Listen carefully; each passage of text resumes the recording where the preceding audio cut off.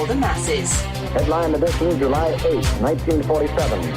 The Army Air Forces has announced that a flying disc has been found and is now in the possession of the Army. If the game is rigged, change the game. Game changer. I occasionally think how quickly our differences worldwide would vanish if we were facing an alien threat from outside this world. This is Fade to Black with your host, Jimmy Church, on the Game Changer Radio Network and KGRA, the Global Radio Alliance.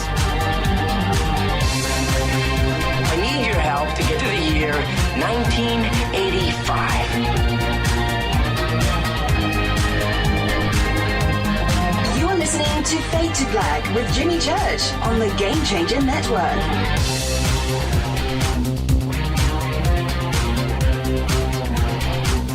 Good evening, Fade to Black. Bespoke radio for the masses. Yeah. Man, do I love my job. Today is Wednesday, May 16th, 2018, 135 days into the new year. Just 230 days left. We are live from a bunker somewhere in beautiful downtown Burbank, California, and I would like to welcome everybody listening all around the world, and all across the United States, hither and thither, to and fro, back and forth, up and down, east and west, north and south, far and near. This is Fade to Black for KJCR, the Game Changer Network, and KGRA, the planet. I'm your host, Jimmy Church. What is cracking, everybody? How you doing? Right before the show tonight, I hope he's listening. Right before the show, I get a text. I get a text from Race Hobbs, and look where Race is. He's at In-N-Out Burger in Salt Lake City. I didn't know they had an In-N-Out in Salt Lake City. But his reply was, off the bleeping chain awesome. Good for you, Race. If you've never had In-N-Out Burger before, the first time you've had it, and I've witnessed it so many times. You know, some guest comes in from out of town, pick him up at LAX, and you're pulling out, and there's In-N-Out Burger right there, man. You just pull right in and watch their face. There's nothing like it, man, because you've never experienced it. It is truly, and I'm just so thankful we have them here in Southern California. It is truly the best hamburger in the United States. There's good stuff out there. Everybody's proud of their burgers, and I get that. But there is nothing like an In-N-Out Burger fries, and their fries, it's so weird. Once they drop in temperature, they go cold. They're inedible, but when they're hot, and they always are, but when they're hot, you got to eat them then. And that In-N-Out chocolate shake, that's it, man. It's where it's at. I just wanted to share that with you guys. It really made my day. Tonight, very special guest back with us. Riz Virk is here. We're going to talk about killer AI because he's written an amazing article over at hackernoon.com. I posted it over at OnStellar today, the link to it. And it's called The Road to Killer AI. ML plus blockchain plus IoT plus drones equals Skynet. It's a frightening article. It's a great article, and we're going to discuss all of that tonight with Riz. Tomorrow's another Fader Night with John Rappaport, and there's no more Fake Newsroom Live, followed by Open Lines all night long. And now, I'm going to see, it's possible, if we can take some phone calls tonight. Riz is on the East Coast, so it'll be getting late for him. But nonetheless, we'll see if we can squeeze in some phone calls tonight for Riz Virk. Follow us on Twitter at JChurchRadio. Facebook is still alive for the time being, and YouTube, you can still subscribe over there. Everything is Fade to Black, J Church Radio, Jimmy Church Radio, Fade to Black, blah, blah, blah. Go now. You can follow, like, and subscribe. The Sandbox on Twitter is hashtag F2B. F, the number 2, and a B. F2B on Twitter. And I say it every night. We don't bite. Salt Lake City got an In-N-Out burger after I left. Apparently, that is the case. Unless race is somewhere here in Southern California. They opened up after the founders of In-N-Out, after the dad passed away, the kids, lost control with In-N-Out Burger. And one of them started to sell franchises. So they leaked into Vegas, Arizona. I think they may have even gotten into New Mexico, parts of Texas, Oregon, and they spread out. And then a judge intervened and shut down that one sibling, I do believe. And I don't know what happened to those franchises, though. I don't know if they shut them down. But there was reasons for that, because all of the In-N-Out burgers here in Southern California, they locally source everything fresh from local farmers. So that was, and ranchers, and that was the secret to their success, and they didn't want to let go of that. And there was other issues involved too, sibling rivalry, but there you go. I guess one opened up there in Salt Lake. So, okay, maybe they're franchising again. Haven't heard anything about that. Any questions or comments during the show tonight? You can use hashtag F2BQ. Now, see, I'm reading the post in Twitter as they are coming in. And that's what I just did. So if you want to come and check out all of that, hashtag F2B and then hashtag F2BQ for questions. I keep Twitter live during the show, and the chat rooms, too, are live in front of me. So good evening, everybody, and any questions or comments, just post, all right? It happened today. Let me get to some breaking news. Happened today. The Senate voted to pass a measure that would repeal changes to net neutrality rules that were recently adopted by the Republican-controlled Federal Communications Commission. Now, the measure, which was backed by all 49 Democrats and Republican Senators Susan Collins, Lisa Murkowski, John Kennedy of Louisiana, it will now be sent to the House. And I don't know where it's going to go from there. Okay? I don't know. Let's hope. Okay? I didn't think it was going to pass the Senate. I thought it was going to be a very bleak day today. But it made it through. I don't know what Trump's going to do with it. President Trump believes in business, and I would think that he would go ahead and do what the Senate and the House want to do with this. But the people that put him in office, they do not want to lose control of their internet. And I'm being serious about that. All right, all those constituents that put him in the White House, they're not going to want their Netflix throttled back by NBC. So oh, man. Okay, so anyway, I was relieved.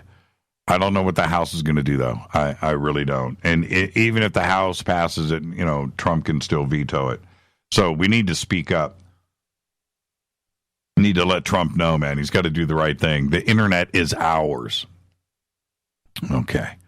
All right. On Stellar, it is absolutely beautiful. And if you haven't registered and gone over and started hanging out with everybody else, apparently, except you, just go to onstellar.com, register. You can use my promo code Jimmy. And you do that, you'll get an extra 15 tokens, our OnStellar tokens, that will be there in your wallet. And you'll have 25 tokens there instead of 10. You get 15 if you use my promo code. Yeah, free tokens. So go and register. You'll be able to use your tokens in about a month as soon as we finish up other things that we need to get through. We are now officially in the beta phase of OnStellar. It's absolutely incredible. It runs beautifully. It looks beautiful. We have thousands and thousands of people over there hanging out right now. So go. Build up your friends list, share the knowledge, have fun. It's absolutely incredible. And I spend my days over there now. I used to spend my social media time over on Facebook, and I've just lost interest. I don't care anymore. I really, really don't care. And the fun, the lack of advertising, the no data mining, all of these things make OnStellar great because that changes the user experience. But for me, more importantly, it's a platform that is built for this community that you can go and not only share and make friends, but we all enjoy social media. Everybody does. And so your social media experience, the things that you liked about social media or enjoy about social media today, all of that is there. But it's the other features and the way that it's designed and the additional stuff that you can do there that you can't do anywhere else. And you start to explore and poke around and you realize this is where it's at. It's absolutely incredible. So go now. OnStellar.com. Get registered. Use my referral code, Jimmy. Get those extra tokens. It's based on the blockchain, decentralized token economy, and now you can reward and get rewarded for hanging out on social media and contributing to our community. It is just a wonderful place. OnStellar.com. And there you go. I've got some other things that I need to get out of the way because I have got some news today that I need to discuss with you that is absolutely going to flip you out. So I'm going to save that. I'll get to that in just a second. We've got Riz Virk at the bottom of the hour. Our next event is coming up in just 2 short weeks. A blink of an eye. And Contact in the Desert is here, June 1st through the 4th, 2018, Indian Wells, Palm Springs, Southern California. You're going to come and hang out with all of us at the Renaissance Resort and Spa. Programming note, Friday night we'll be broadcasting Fade to Black live in front of a studio audience like we do every year at Contact in the Desert. Saturday night is the award ceremony, and if you haven't got your tickets for that, it's probably already sold out. But I'll be doing that Saturday night with George Norrie. I'm also hosting Saturday night the Big Magic Show, Spectacular. I'm going to do that on Saturday night. Sunday night, I will be hosting the closing ceremonies and the closing panel discussion on Sunday night. And who we have on that panel and what is going to go down there. Plus, I've got a few surprise guests that are going to be there for that panel. And the closing night there, everybody's all packed. It's going to be a huge event. But that is getting planned right now. And I was working with the good people over at Contact in the Desert, Crystal and Victoria, with Rita. Getting all of this set up. It's going to be amazing. So come on out. You want to hang out in Southern California, don't you? You want to go to Palm Springs, don't you? You want to hang out with the Fadernauts, don't you? Right? You want to go out and do that night vision, right? All of those things that you've heard about the Fadernauts and Rita and myself at Contact in the Desert, all of it's true. It's all true. The rumors are true. We have a good time there. So come and hang out with us. Get your tickets. All the info that you need is right there at contactinthedesert.com. Click on the banner over at Jimmy Church Radio. Now, don't forget to sign up for our Soul Tech Gathering up at ECETI Ranch. It's this August 9th through the 12th. You want to go to soultechgathering.com. And we're going to have Corey Good this year. We've got James Gilliland speaking, Jason Quitt, Matthew Ryan, Michaela Sheldon, Teresa Yanaris, Holly Marie, Mary Gabrielle, Ashley, John Lund, and Dana Harvey, all teaching you all weekend long. And I say this, but I mean this. Memories are made, friendships are made that are going to last a lifetime. And we're going to be out there at the Field of Dreams, sky watching. We're going to be looking for Bigfoot. That's going to happen, too, by the way. And all the other magic that happens up at ECETI. It's going to be absolutely amazing and a great event. So please go and get your tickets now. We're only selling 300. Also, the week after that, I will be out in Colorado for a Corey Goods event. And so there you go, man. What a busy summer. Rita and I said, 2018, the last few years we've been doing, 8, 10, 12 events a year. And you do that, an event every month, a couple events a month. And it really wears you down. It's a lot of fun getting out there, but we have to get back into town and do another string of shows in another week, and it's crazy what it does to the year. The year just blows by, and we decided to slow down this year. Well, apparently, that's not happening. Love getting out there and hanging out with all of you. So there you go. We'll see everybody in 2 weeks at Contact in the Desert, and then right after that, Soul Tech Gathering, and then Dimensions of Disclosure, Corey Goods event, which is the week after that, third week of August. Don't forget to subscribe to our podcast. We have over 850 archive shows, custom apps, Apple, Android, just $2 a month. Click on the banner over at jimmychurchradio.com, the podcast banner. You can also become a Fade or Not. Terry just tweeted, I just saw this, hold up the new shirts for the bunker cam. And I might be able to pull that off in the next break. And so, there's a reason why I can actually do that tonight, Terry. But if you renew your Game Changer, you get the new Fade to Black T-shirts. Okay? All right? Now, let us know, too, when you renew. If you don't want the new shirt and you want the old one, let us know. But, all right. Let's see. Oh, hell, Jimmy, how in the world can I get you over to my megalithic sunroom in Colorado? It's 25 minutes away from Corey's venue. I will host that party. Stacy, you're too warm and kind. All right, where am I at? I've got to get to this. Now, don't forget all of our sponsors here, Life Change Tea, getthetea.com, River Moon Coffee, Ancient Life Oil, Sacred Skulls, New Mana Food Storage, and Bearing Optics. Let's get this show cracking. Happy birthday to today. I didn't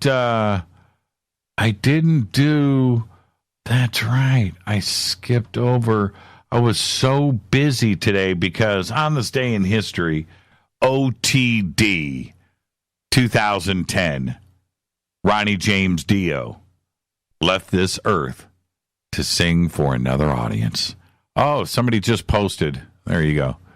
And I'll say this. When I started going through my thoughts with that today, and I wrote up a little article that I posted over at On Stellar. You can go and read that. And every year, on this day, every year, I kind of get bummed out, and I don't want to be bummed out because of Ronnie. He left way too early and at the prime of everything for him. But you go through and you try to remember some things, and you want to share it with everybody, of course, in Ronnie's memory. And then you listen to some music, which I did today, and cranked it up, and it just bums me out. So I asked everybody today, just go listen to some Ronnie. Go listen to some Dio. And you can appreciate, his gift, because he was truly one of the greatest, if not the greatest, rock singer in the history of everything. Ronnie James Dio, on this day in history, 2010, passed away from cancer. Fader fact, the first accountant in history. Okay, now I'm going to say this again. The first accountant in history, his name was Kushim. That's right. He was from Mesopotamia, and he lived around 3200 BC. And that is a fader fact. That's a cool fact right there. Tonight, very special guest, Riz Virk. I got a lump in my throat. See, that's why I don't want to talk about Ronnie, right? I got a lump. It hurts. Ronnie James Dio. Tonight, very special guest, Riz Virk is here. We're going to talk about his article on killer AI.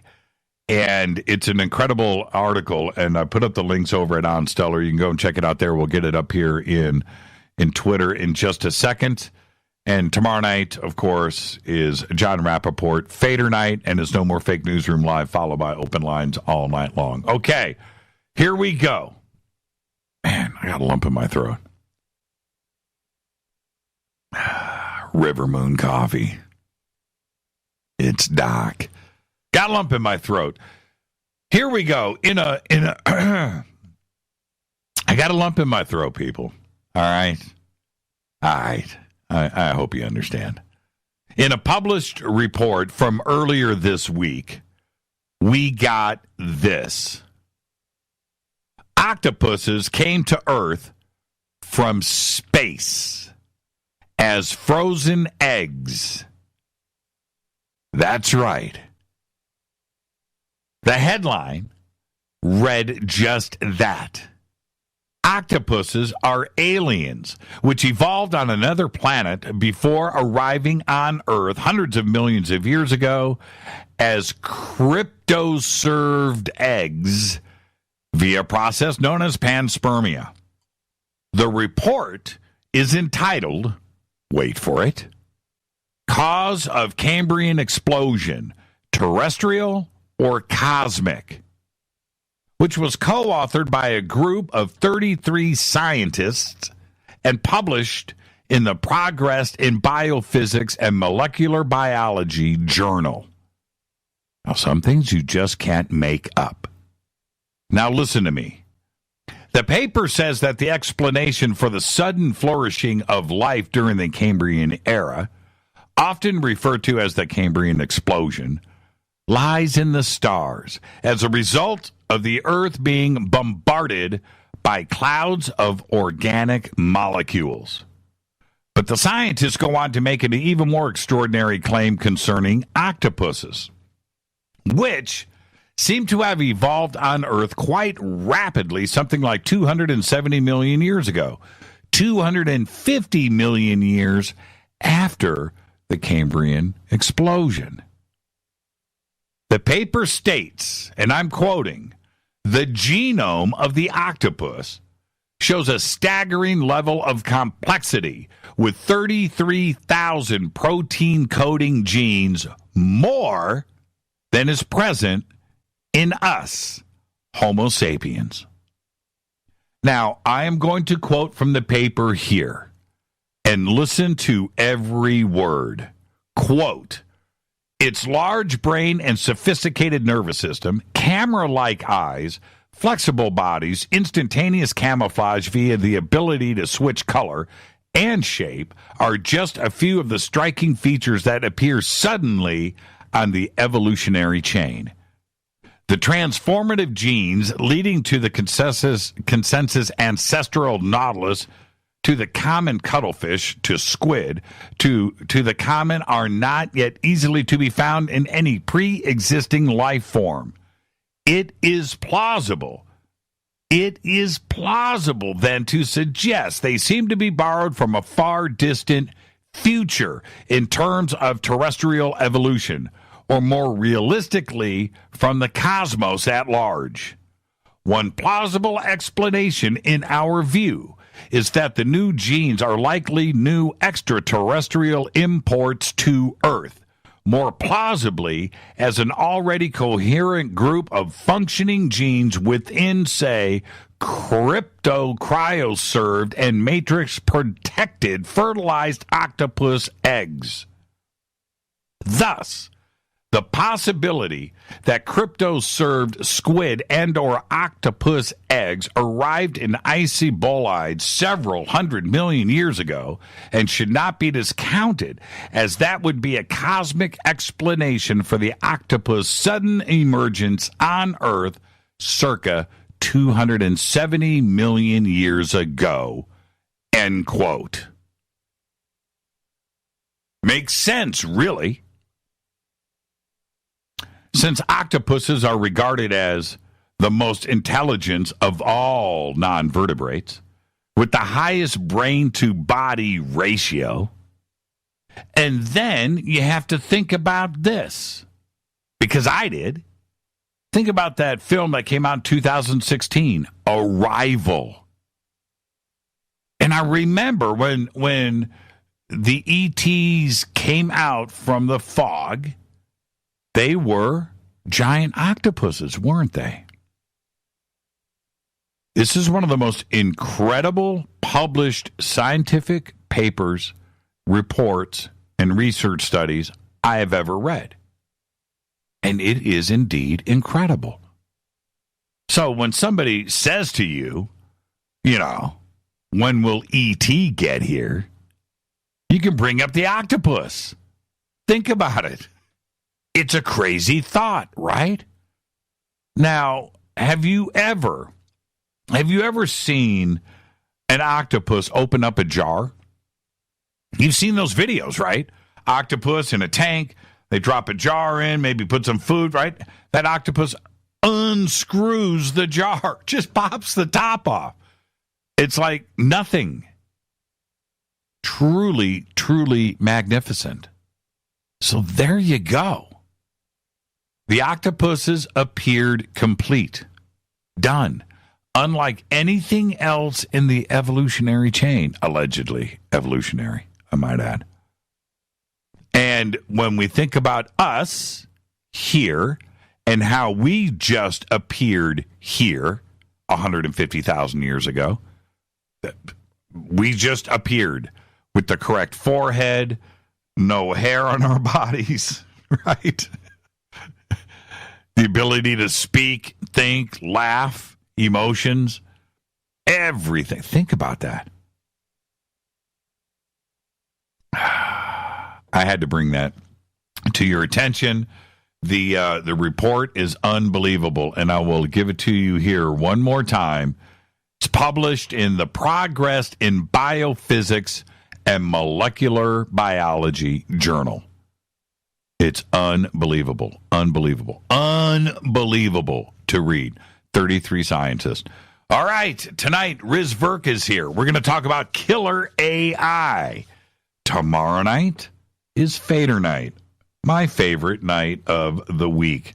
John Rappaport's going to be here. No more Fake Newsroom Live, followed by your phone calls all night long. What a great week we've had here on Fade to Black. Everything going on with On Stellar at the same time. This is a wonderful, wonderful, beautiful blue planet that we live on. And I get to do all of this hanging out with you. It's Fade to Black. I'm your host, Jimmy Church. I'll be right back with our guest, Riz Virk. Stay with me.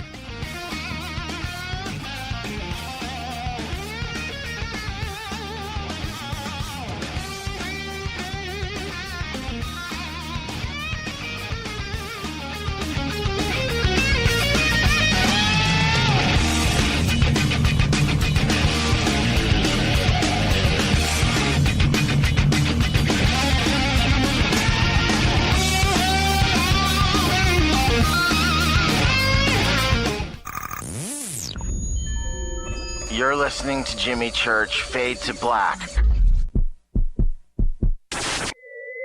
Fade to Black will now pause for alien identification. The station that talks the net. KGRA Radio. When you take the beans from Central America with dashes of Indonesian and African mixed in and then roast it to the dark side of Fade to Black, you create the ultimate brew of fringe. Introducing the Fade to Black blend from Rivermoon Coffee. Yes, Rivermoon's darkest customized roast was created for the love of Fade to Black. The alchemy of masterful roasting and smoking the beans is in every sip of this full-bodied, dark Java. I need my coffee dark, deep, with distinct bittersweet chocolate highlights, just like the bunker. Leaning further into the darkness of the roast is Fade to Black Blend from River Moon Coffee. Just click on the banner at jimmychurchradio.com and use the promo code F2BBLEND for 15% off of your order today. Go Beckley Teppy. What can I say about the most popular tea on the internet? And what do customers say about Life Change Tea at getthetea.com? A lot. But by federal law, we at getthetea.com cannot make claims to how this product can enhance your health. We cannot even post our testimonies without being in compliance. So how do we get past the hump?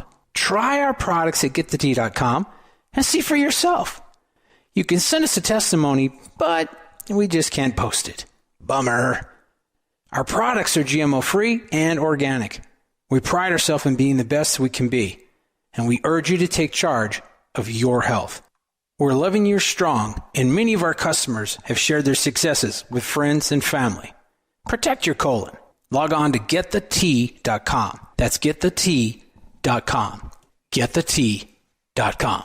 Getthetea.com. 9 out of 10 geneticists agree. Fade to Black is not your father's radio show on the Game Changer Radio Network and KGRA, The Planet.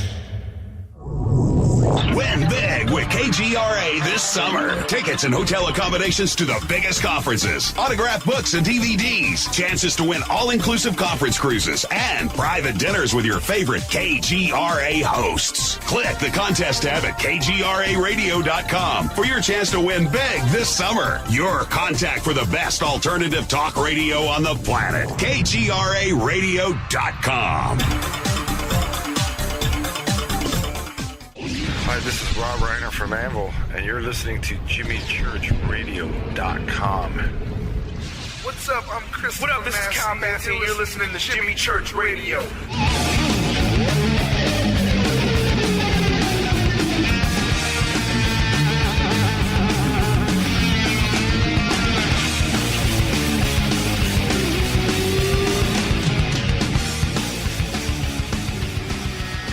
All right, welcome back. Fade to Black. I'm your host, Jimmy Church. Yeah, I'm in a great mood. Great mood. Got that lump out of my throat. Show must go on, as Ronnie would say. Tonight, Riz Virk is with us. Tomorrow night is Fader night. Open lines all night long. John Rappaport's going to be here with his No More Fake Newsroom Live. After Riz posted his article, I think it was 2 weeks ago now, I immediately called Riz and said, what is going on with this? And he goes, you're calling me to get on the show, right? I said, yes. So, first things, we made this special arrangement tonight to have Riz here. He is a successful entrepreneur, angel investor, best-selling author, video game industry pioneer, independent film producer. He currently runs Bayview Labs and Play Labs at MIT. Startup accelerator held on campus at the Massachusetts Institute of Technology. Riz received a BS in computer science and engineering from MIT, an MS in management from Stanford's GSB.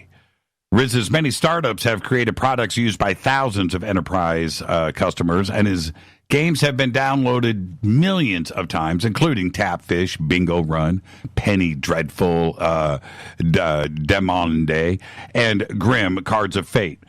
Riz has invested in many startups, including Tapjoy, Telltale Games, Discord, Funzio, Pocket Gems, Moon Express, and many others. He has also produced many independent films, including Turquoise Rose, Thrive, an amazing film, What on Earth Will It Take?, Sirius, and the cult classic Knights of Badassdom, starring the one and only Peter Dinklage. Tonight, we're going to discuss his latest article, The Road to Killer AI, ML plus blockchain plus IoT plus drones equals Skynet. His website is zenentrepreneur.com. The links are over at jimmychurchradio.com. I'd like to welcome back the one and only Riz Virk. Riz, good evening. How are you? Good evening, Jimmy. It's great to be back. You know, Riz, look, MIT, Stanford, investor, Silicon Valley, web internet genius. I'm totally intimidated by you, but you're such a cool guy. Should I be intimidated? Because I don't have all of those credentials. I don't have a CV like that. Well, Jimmy, you're a pretty cool guy yourself, so I wouldn't be too intimidated. Especially tonight, we're going to be talking, a little bit of science and a lot of science fiction melded together. So I think it'll be a fun discussion. So what you're saying is you bring down the discussion to my level. All right. I didn't say that, but I did say it'll be a fun discussion. I remember, Riz, maybe it was probably 2 years ago, and I got up in the morning, went down to my coffee machine, and I was staring out the kitchen window as I was grinding some beans. And that morning, we had a traffic accident up the street, and it knocked out a transformer. And now I've got solar power, right, at the house. So I went to grind the beans, and the grinder wasn't running at full speed. It was running at half speed, right, because my house is now running on solar power instead of normal power. And while I was trying to figure that out, and then I realized that the power was out, then it came back on. But as I was staring out the window, I had this vision. What if I woke up in the morning and there was nothing? Nothing, right? Nothing. And where we lost the internet, we lost electricity, we lost everything. Now my refrigerator is not on. My smart refrigerator, right? My smartphone is not working. Because the internet is down, satellites are down. Just some crazy event where that happened. The news I wouldn't be able to get to find out what happened, right? Because the news can't get the news to report out. Now, what do? You can't go to your neighbor; he doesn't know. And this would be the beginning of a very bad day, right? I mean, a bad day, and quite possibly, if it continues, a very bad week. And I laid out this nightmare scenario for everybody because it's something that we really need to think about, because the IoT, the Internet of Things, is everywhere now, and it is a huge industry, putting the internet into your toothbrush, right? Putting it everywhere. And if we continue our dependency on the internet, if anything goes wrong, it's going to go wrong in a bad, bad way. And I got a lot of feedback about that. And I turn around and I read your article, and I'm like, this is what I'm on about, people. I'm not the only one that thinks about the complexities of the possibilities of things taking over. And if they go bad, if they choose to go bad, we're in a bad situation, aren't we? Well, we certainly could be. And I think, that's part of what prompted me to write the article. I mean, we've gotten more and more dependent on, not just electronics. So, we've had electrical devices for quite some time, right? But over time, everything started to use electricity, and slowly everything is getting connected to the internet and to each other. And so, that raises this possibility of cascading failures. Now, on the one hand, you've got all these devices connected, and if we were to lose all electricity, it may not be the end of the world. In fact, it might save us if we were ever in a disastrous situation where you had an AI that was trying to take over. If we had no electricity, then the AI couldn't run. One of the gates I'm going to talk about later in the show is this idea of an AI that doesn't have an off switch. And that's really, what we have to wonder about. Well, and, it was during our last show, we were talking about blockchain. Some of your listeners might have been listening that night. And towards the end, we started talking about this idea of blockchain and where's the intersection with AI. And that really got me thinking, about these buzzwords that are out there today, which are no longer buzzwords. Like you said, fridges are smart fridges now, right? There are thousands and thousands of those out there that can actually run code. So now you can run code in many places that you couldn't before. And that's good because gives us lots of convenience, but it's bad because we're suddenly reliant, on this interconnected machine world, if you will. Well, I'm going to get to the terms here in just a second, but when I hear you say that, who really needs a smart refrigerator? The answer is nobody. Right? I mean, there is absolutely no need for a smart refrigerator. The reason why people have them is because, you're competing with the Joneses. Do you remember when no refrigerators had the water dispenser and the ice in the front, right? But then those came out. I remember that. Right? Now everybody's got to have one. And so I look at it that way. Everybody wants to have a 12 by 14 inch display on the front of the refrigerator now. They don't need it, but that's part of the problem. Nobody needs a razor or a toothbrush or a bathroom mirror connected to the internet. You don't need that. And eventually the manufacturers are only going to be producing that's right these versions. I mean, with TVs, I mean, you take an old CRT TV and you can't even connect either a DVD player or a digital signal to the old TVs, right? So pretty soon they won't even work anymore. And that's because the manufacturers are constantly upgrading what's there. So I hear you and I agree with you that's happening. Yeah, and the only way to get people to buy new bathroom mirrors that they would never replace in their house for 50 years is put a chip in it, right? And now, and so that all manufacturers are looking at just that, right? How do we get a chip into our products? No matter what the product is, to chipify it and get it on the IoT. And I understand manufacturing and capitalism and markets.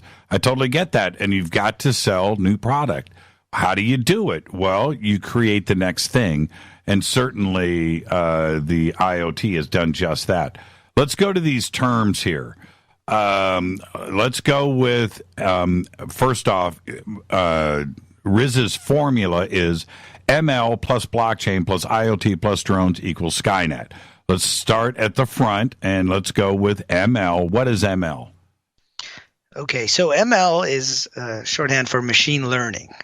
Right. And so that's why, the AI within the last few years has gotten more sophisticated than the AI we used to have, back in the 80s and 90s. I remember when I was in high school in the 80s reading about how the Japanese were going to have AI that was as good as a human by the end of the decade. That was the 80s, right? Of course, that didn't happen, right? So there was a whole first wave of AI, which was based on rules and heuristics and code, and they had to try to figure out what the rules were, and that proved to be pretty difficult.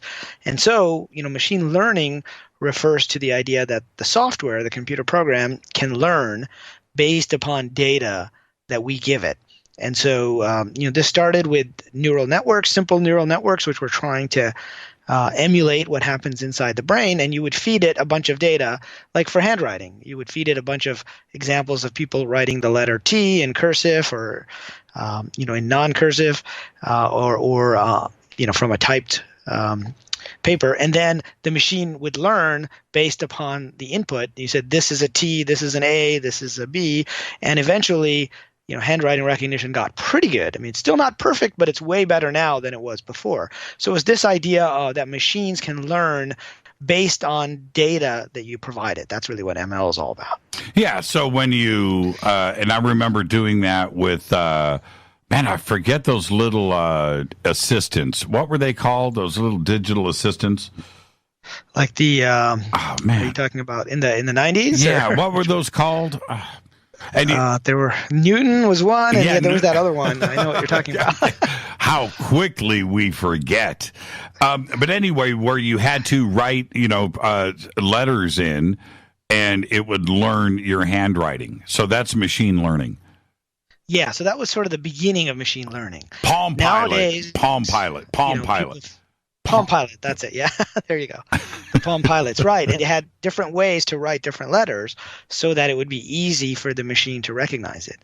So now machine learning is being used for facial recognition, It's being used for, self-driving cars. We're going to talk a lot about that because autonomous cars are really a precursor to lots of other autonomous things.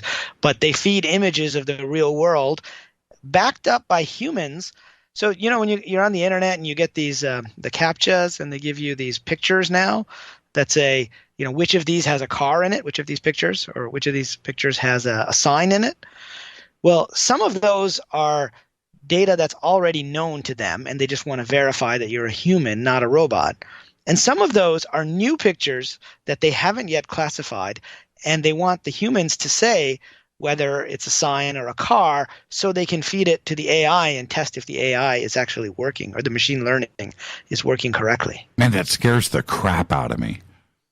So every time you fill out one of those, like 2 of those are like new images and the other 8 are old images. And so they're using, human feedback as a way to then feed the AI, and the machine learning. In back at the house in my garage, I probably have 3 Palm Pilots.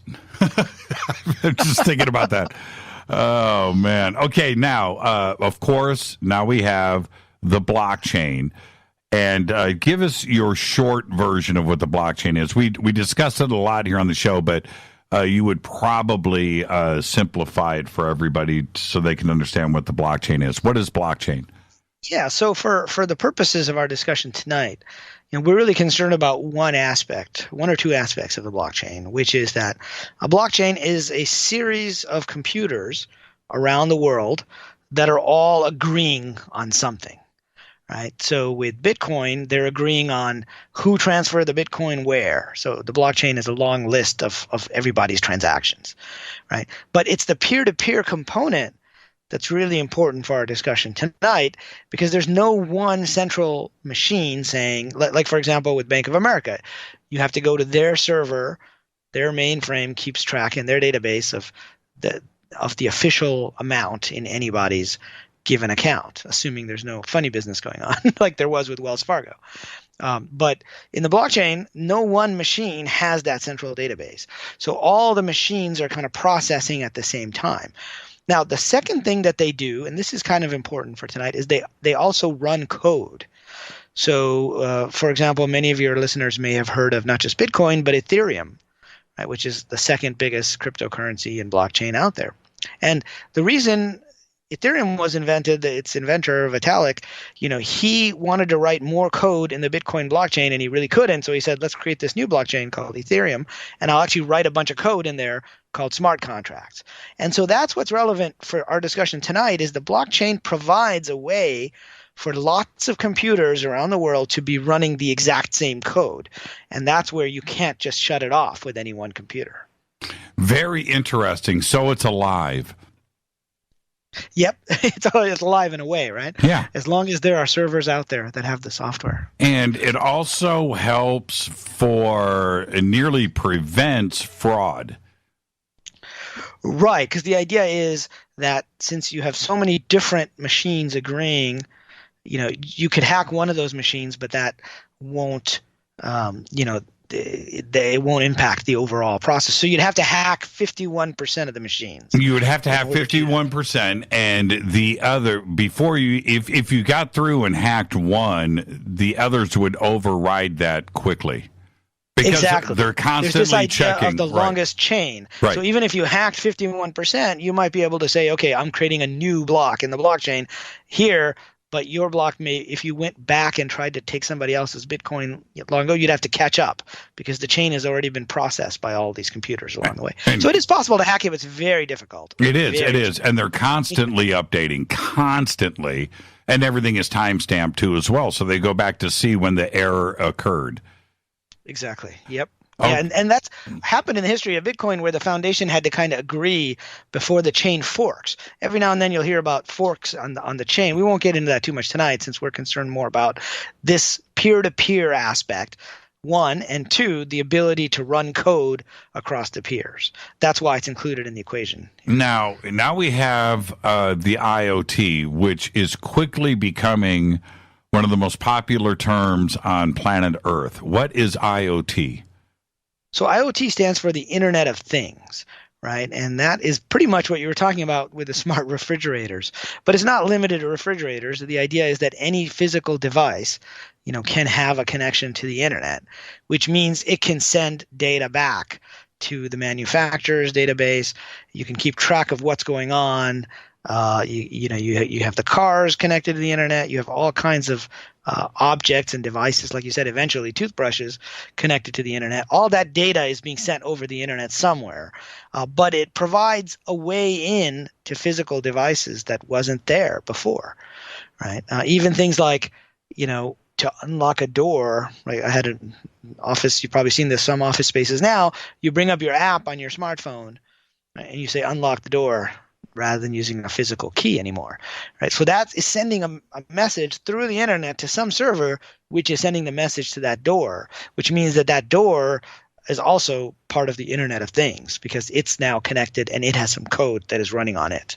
Yeah, a smart house is scary when you think about your thermostat, your refrigerator, your garage door, your lights, your television, and everything in your Roomba, right?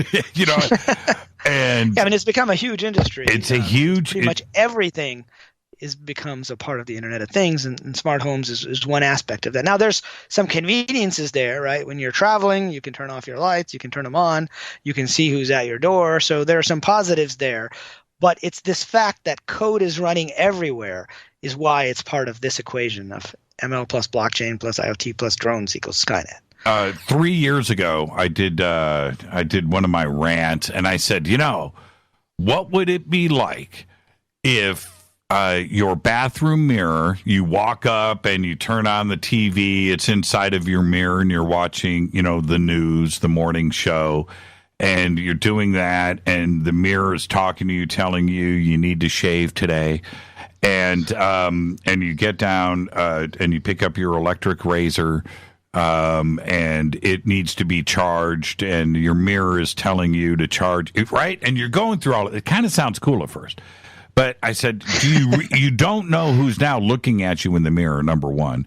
And number two, you are now completely connected to somebody else's software that is now monitoring everything about your daily life. So I did this whole thing. And the next day, my phone rings. I pick it up. It's a friend of mine here in Southern California. He goes, dude, I heard your show last night. I said, really? You listen? He goes, I do. And I was listening. Guess what I'm doing right now? I said, what? He goes, I'm writing code for a company here in Southern California for bathroom mirrors and toothbrushes, right? And I was like, what? He goes, dude, we are doing it right now. We're bringing it to market. And that was 3 years ago. And I was just letting my imagination run. I remember Rita, after that, Riz, she literally came up to me. She goes, do you really think, come on, Jimmy, you're scared. I said, no, what I'm afraid of is hackers. Now, that's what I'm afraid of. If you go and if a hacker really wanted, because these are all running on Android, right? Most of the Internet of Things is running on Android. And if a hacker out there, Riz, really wanted to get those $300 ransoms, right? You don't hack computers. Hack the United States food supply. Hack their refrigerators. You'll get $300 a pop very quickly, because that and just think about that, and that is where we need to think about cutting off the world and not necessarily plugging in everywhere. But that's the Internet of Things. I think it's a dangerous zone to continue moving into. I think quite recklessly. We're not looking at the implications. I agree with you, and I think it's still a little ways before all these things talk to each other.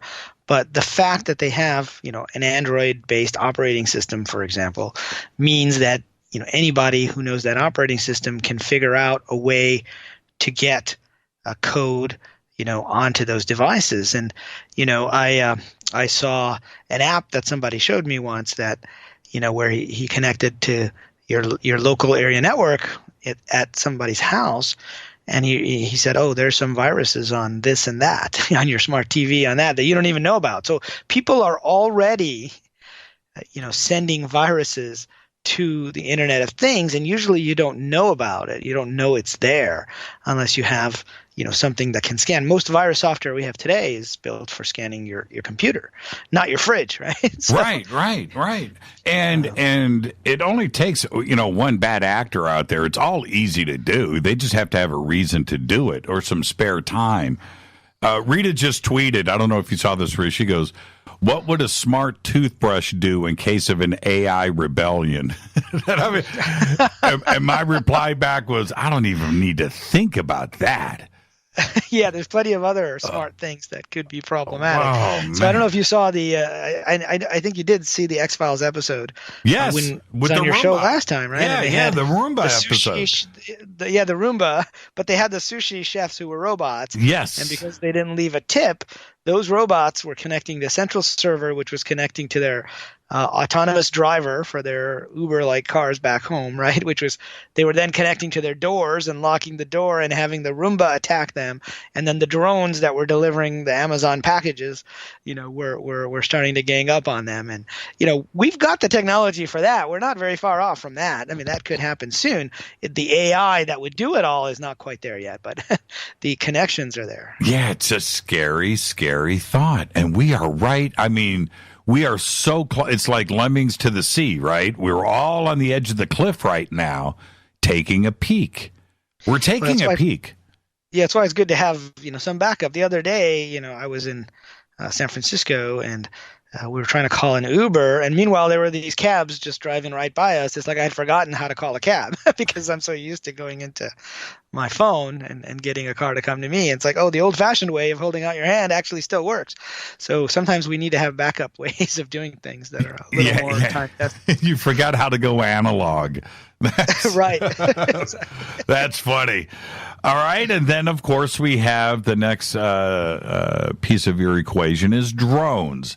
Now, I would love to hear your definition of drones. You can go into any electronics store now, any store. You walk in the front door, and that's what they've got stacked up. Drones. Drones are everywhere. Go to Fry's. I don't know how many drones Fry's sells in a day, but if their displays of drones are any indication, it's got to be just tons. It's ballooning, and it's a pretty big area right now. And I know that a lot of venture capital investment has gone into that area because more and more people are using drones. Now, most of the drones are like the quadcopters, right, where they've got the 4 little propellers. Right. And you can do that, for a small size or a big size. And so drones by themselves aren't that dangerous. But if you look at the drones we use in the military, particularly as we're bombing in like Afghanistan or Pakistan, which is actually where I was born, you've got these drones that look a little bit different from the drones that Fry is selling. Right? Those drones look more like little airplanes, right? Whereas the drones we're getting are like these little quadcopters or little helicopters. And so drones become dangerous when they get combined with weapons, right? So weaponized drones is the real fear here. And if you look at some of the drones today, and I used at the end of this formula, I say equals Skynet, because as you may know, I'm a big fan of the Terminator movies. Mm-hmm. And they have these things called HKs or hunter killers. And you look at them and they're just like, they start off as little drones, and then they become more and more sophisticated drones that can go up and down and can fly anywhere. So once you combine drones with weapons, now we're in dangerous territory. We're close to unlocking, one of these gates that I talk about. I got to take a break right here, so let's get the break out, and then we'll continue the discussion when we come back. Our guest tonight, Riz Virk, and we're discussing his latest article, The Road to Killer AI, ML plus blockchain plus IoT plus drones equals Skynet. Riz Virk. Unbelievable article. You can check it out over at hackernoon.com. I'm your host, Jimmy Church. This is Fade to Black. Stay with us.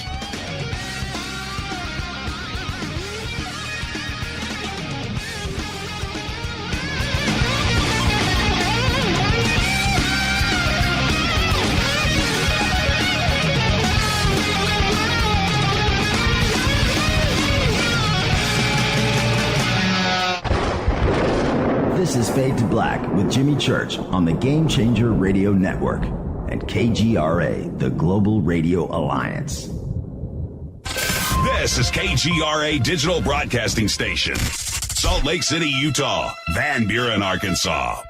Does your basement or crawl space have a damp, musty smell? Well, watch out. That's a sign of too much moisture and not enough ventilation. And that can mean increased mold growth and the buildup of harmful toxins and gases. Don't bother with a dehumidifier. It just circulates the same unhealthy air. Now there's a better way to remove these dangers and odors. It's with the computerized Wave Moisture Control Unit that reduces moisture and expels pollutants. We replaced our old dehumidifier with the Wave unit, and in only 3 weeks, our basement is dry and the musty smell is gone. Wave units require no maintenance, no buckets of water or filters, and costs only pennies a day to run. Breathe better, live healthier with an affordable, no-maintenance Wave unit. Call 888-717-WAVE, 888-717-WAVE, or visit dryhealthyhome.com. Dryhealthyhome.com. Ride the wave. Wave Home Solutions for a healthy, comfortable home.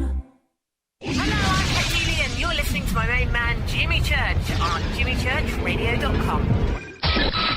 Hi, this is Ray Hobbs here, repping the planet, and you're listening to my good friend, Jimmy Church, Fade to Black, on the Game Changer Network and the KGRA digital broadcast station. This is Toby Kebbell. You're listening to jimmychurchradio.com. Don't hurt me, Jimmy. I'm only little. Hey, I'm Adrian Grenier. And this is Ari Gold. We're the Honey Brothers. We are of the Honey Brothers. Hey, I'm Adrian Grenier. And I'm Ari Gold. We're the Honey Brothers. And you're listening to Jimmy Church. The Revolution. Ancient Life Oil. Life-changing. The real oil. CBD is truly ancient life oil from the source. This oil has no psychoactive effect and is also legal in all 50 states. When you're healthy, you're happy. The truth about this wonderful plant is that it wants to give back to mankind life, longevity, and happiness. Ancient Life Oil are golden grade, all organic, non-GMO, and infused with high-quality liquid coconut oil. It's simple. Just go to ancientlifeoil.com today. That's ancientlifeoil.com. The best, purest, organic, and non-GMO CBD in the world. Go Beckley Tappy. The statements made regarding these products have not been evaluated by the Food and Drug Administration. These products are not intended to diagnose, treat, cure, or prevent any disease. Please consult your healthcare professional about potential interactions or other possible complications before using any product. This is Micah Hanks of the Gralien Report, and you're listening to Jimmy Church on Fade to Black, across the globe on the Game Changer Radio Network and the one and only KGRA Radio, The Planet.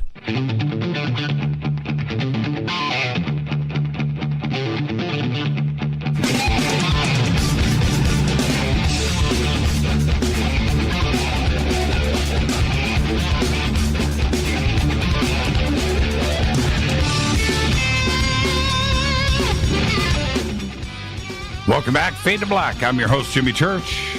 Tonight, Riz Virk is here. Now, this article that he wrote, it's called The Road to Killer AI, ML plus blockchain plus IoT plus drones equals Skynet. Now, it's an important article because I think all of us can step back, absorb this. I don't think it's there to scare us, but certainly make us aware of how this technology has creeped into every aspect of our lives. And I don't think we've quite noticed the intrusion. But back to this drone thing, Virk. Riz Virk, I just called you Virk. Riz, is this somebody that's, graduated from Stanford and MIT, and I just called him Virk. Yo, Virk.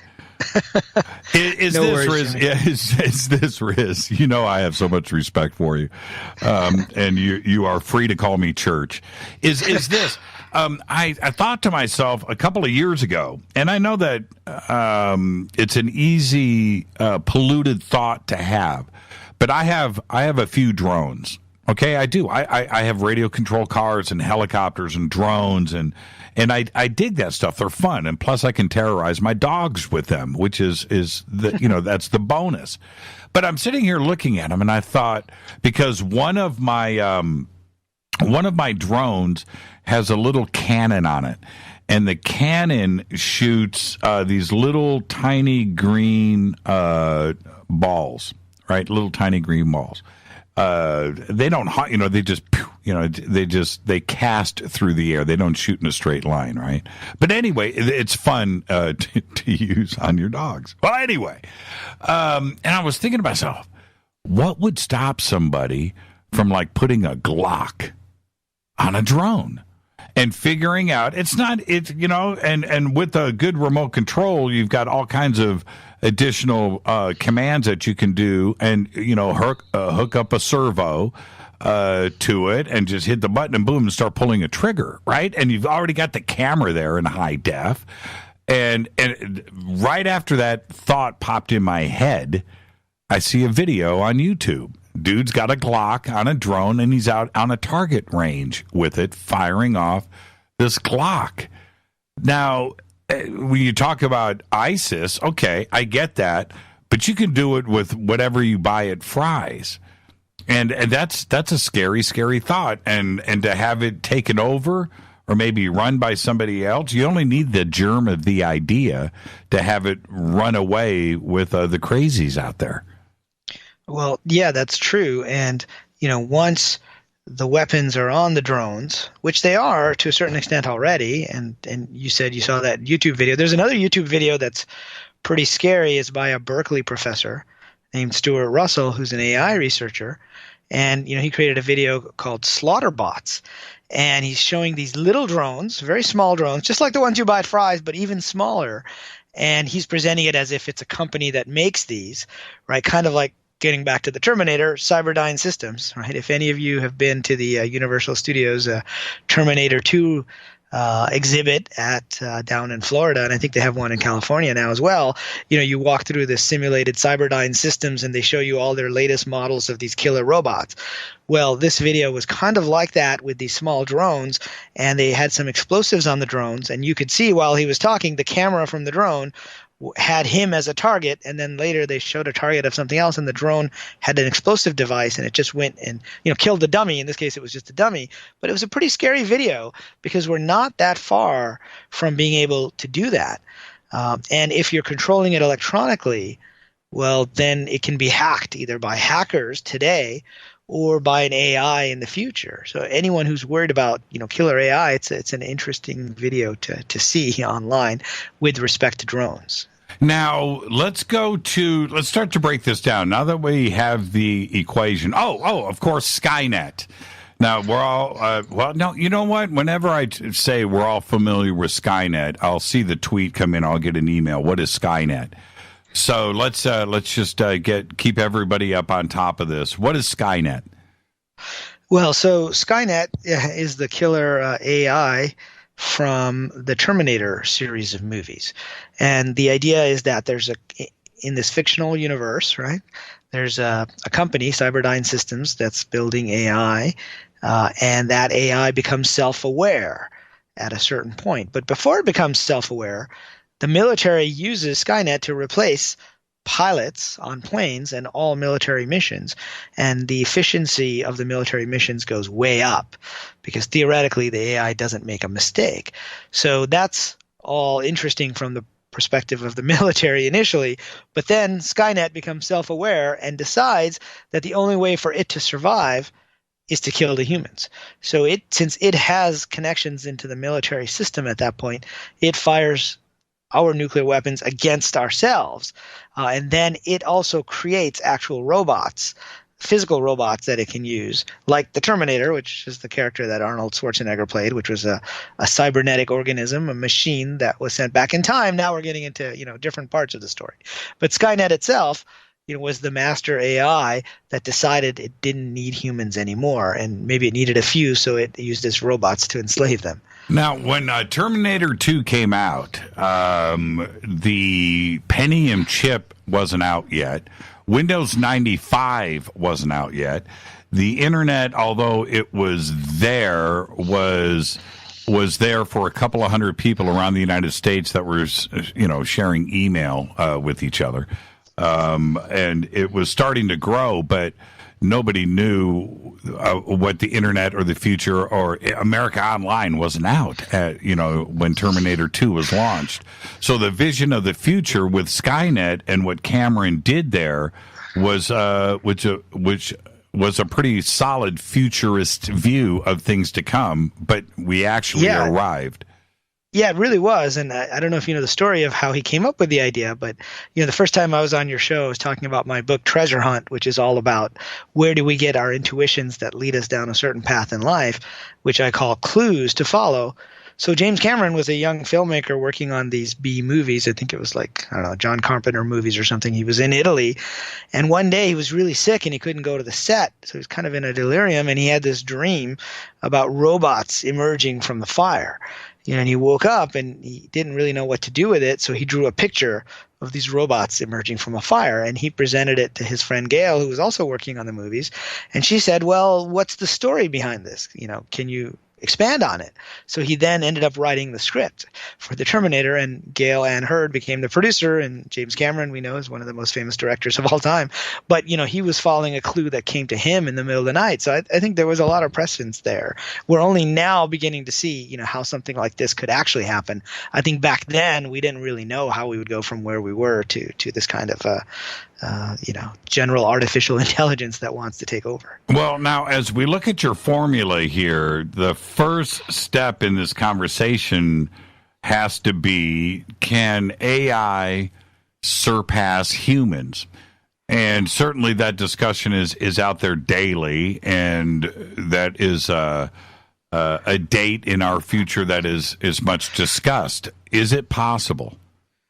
Well, so, back in the 50s or 60s, Alan Turing, who was one of the fathers of computer science, and another a colleague of his, they had talked about this idea of a point at which AI gets to be more intelligent than humans.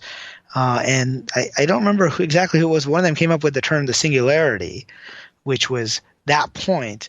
And then later, you had people like science fiction writer Werner Vinge and Ray Kurzweil and others start popularizing that term, the singularity. And one of the people who's been really concerned about this topic is a researcher at Oxford. His name is Nick Bostrom, and he wrote a book called Superintelligence, which is all about how AI could be more intelligent than humans. So we're not at that point yet, but I argue in this article that we may not need to even be at that point. Like, the AI doesn't actually have to be smarter than humans in order for some type of catastrophe to take place.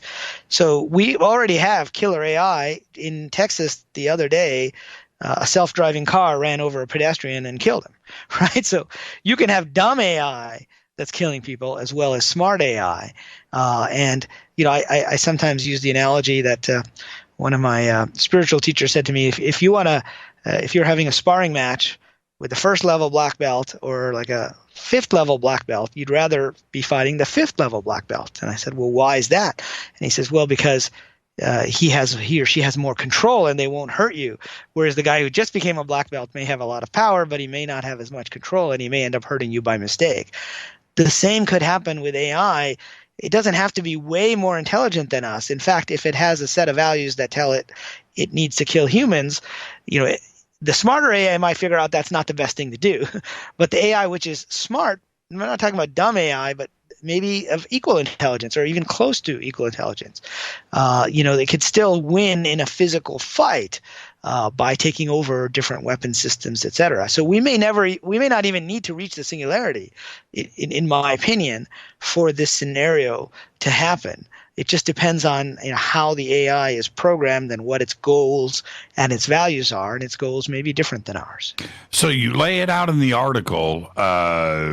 You talk about the science fiction aspect of it, and all science fiction is a prediction of our future, and a lot of it has come to pass. We don't need to list all of those things here now, but we understand that certainly. But you lay out the scenario really well, just like we've done here. But then you get to the 4 gates of killer AI. And so I want to break these down, and let's just go right into it. Let's start with gate 1. AI and MI, which is general purpose and not specific. Right. So these gates are meant to be gates that if we unlock them with our technology, that's when we should start to be worried, right? So people might ask, okay, when could this happen? Okay, it's not going to happen today, but these 4 gates, I think, are sort of necessary precursors to having this nightmare scenario. Now, there are lots of other AI aspects that might be beneficial to us, but this is what we need to worry about. So the first gate says that we need to have AI that's a little more general, whereas today the AI and the ML is very specific. So I talked earlier about training or machine learning, and so we can train a computer system today to be good at handwriting or to be good at recognizing radiology from x-rays. It could recognize faces in a crowd, right? So there are so many different things that AI can do, but it's still very specific to that task. It has to be trained on that task. I mean, going back to science fiction, if you think of, for example, in Star Trek, The Next Generation, right? They have the android Data. He was a general purpose AI. He could learn new things on his own. He wasn't just trained on very specific tasks. Now, we could approximate that today. We could go and say, okay, let's have one machine learning thing that tells you which task to do, and then you go to the more specific task. But even that's not enough. This is where I think we need a third wave of AI to get to this thing that's called AGI, artificial general intelligence, or generalized artificial intelligence. And we're not there yet, but we are at the point where machines can learn on their own, unsupervised. So far I've talked about training it with data sets that humans have already classified, so it can tell if it's right or wrong. There's a great example where AI is being used to play games, and we know that many years ago, was it Deep Blue? I think one of the the IBM AIs beat the human champion in chess. Well, later they were wondering if it could play the game Go. Now, I'm not a player of Go. I don't know if you are, but it's more complex than chess and has a lot of rules. And what happened was they told the AI the rules of the game Go, and then they just let it play against itself. So it actually figured out what the best strategies were based upon who won, A or B, and A and B were the same AI in this case. And so it actually got good enough to beat the best human players at Go. And so now we're seeing that machines can learn on their own, unsupervised. So we're entering kind of a new area, but still that was for that task of playing Go. You could see it generalized maybe to other games. The autonomous cars. We'll talk about autonomous drones in a minute, but autonomous cars, know the rules of the road. So that's the rule-based. And then we feed it a lot of data, which are the signs, and this is a person, and this is what you're supposed to do. And one of the problems that Google had, like with their autonomous cars, I live in Mountain View, right down the road from Google, so we used to see their autonomous cars years ago, like back in 2007 when I first moved there. Was that it would stop at the stoplight and it would wait for humans to stop. But the humans never stopped. It just kind of came to a rolling thing. So the autonomous car just sat there because the humans never stopped at a 4-way stop. So, the rules is the first step. Data is a second step. But then there's this fuzziness of how things happen in the real world. And so we're still a ways away from unlocking this gate, I think. And the question that I think should be addressed is, should we not allow machine learning in the aspect of we throw the code in it, it's done, it's perfected, and they can do their task, but there's no RAM, right? There's no ability to you can only read, but you can't write. And you can't solve problems. You're only dealing with, and the code could be very complex, but the code only reads. Would that be an answer? Well, that's an initial answer, right? And so today, most of the time the code is written. Actually, there are general algorithms, right? Like the IBM Watson, but then they're applied and trained on specific data sets, and they run on specific computers.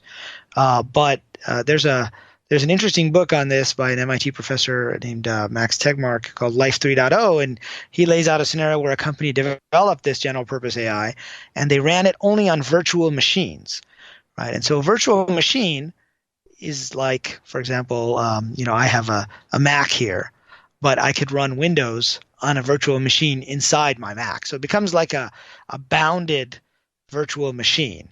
So if it's running in there, it can't necessarily affect my hardware directly because it's limited. It's not running on an actual physical processor. It's running on code on top of the processor. That's right. And so there are ways to do that initially, but over time, as the virtual machines get more sophisticated and there are ways for virtual machines to talk to each other, that becomes a little more tenuous, right?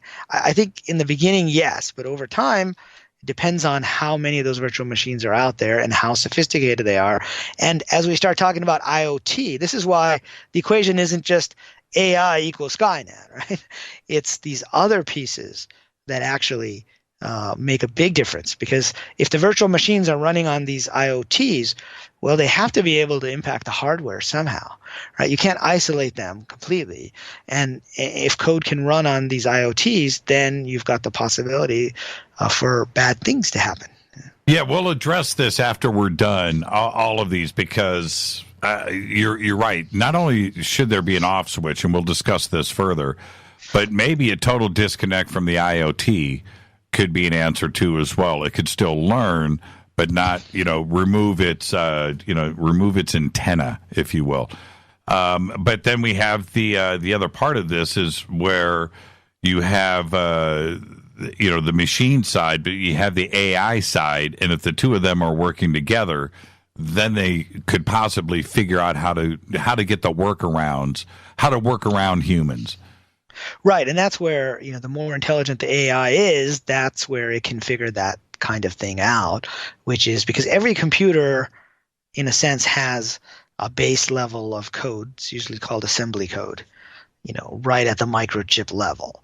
And so if the AI becomes smart enough, it can figure out that it's running in a virtual machine, and then it can figure out how to access the assembly code, at which point it can do whatever it wants. And that's the scary part, because the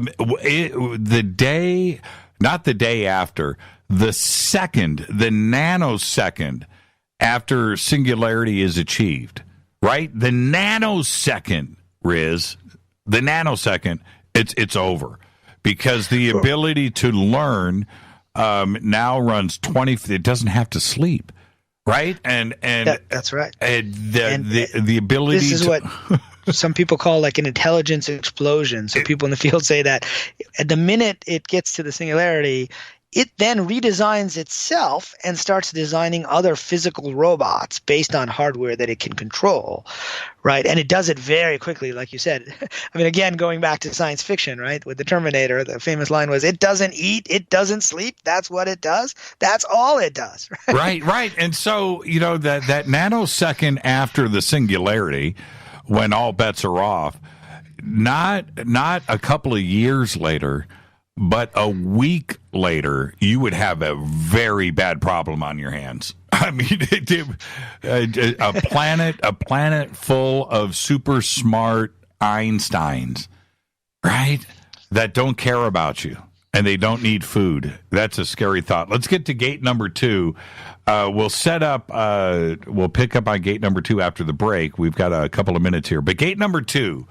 AI, which can easily interface with the physical world. Take us through that.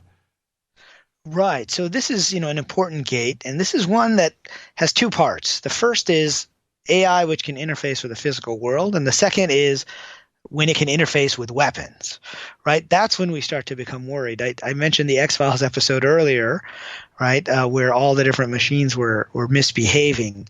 Today, we have some AI that's interacting with the physical world. We have autonomous cars as a perfect example. This is why I keep bringing them up, because the algorithms for autonomous cars are now being applied to autonomous drones and autonomous planes. And once you have those, you're in a very different place. Once you have AI deciding what the drone should do, then it's really not that far of a leap for it to be able to actually fire those weapons. So today I mentioned the drones earlier that the military uses. Well, who's controlling those drones? Well, right now it could be somebody at the CIA, right, who's looking at a monitor on their computer with the joystick, and they're controlling, whether the drone should fire or not. Or you've got some special forces in the field that are either controlling the drones from there, or they're using GPS signals to tell the drone exactly where to go. So we've got both AI that's interfacing with the physical world, and we have objects like drones which have weapons that are attached to them. Now, all an AI would have to do is intercept that signal, right? The signal from the CIA to the drone, and suddenly it has the ability to fire those on whatever it decides, is the right target. And was it? I think Vladimir Putin was saying that the country that has the best AI, will basically control the world in the future. And that's really interesting, which means that probably most militaries, at least the bigger ones, are already experimenting with autonomous weapons systems, right?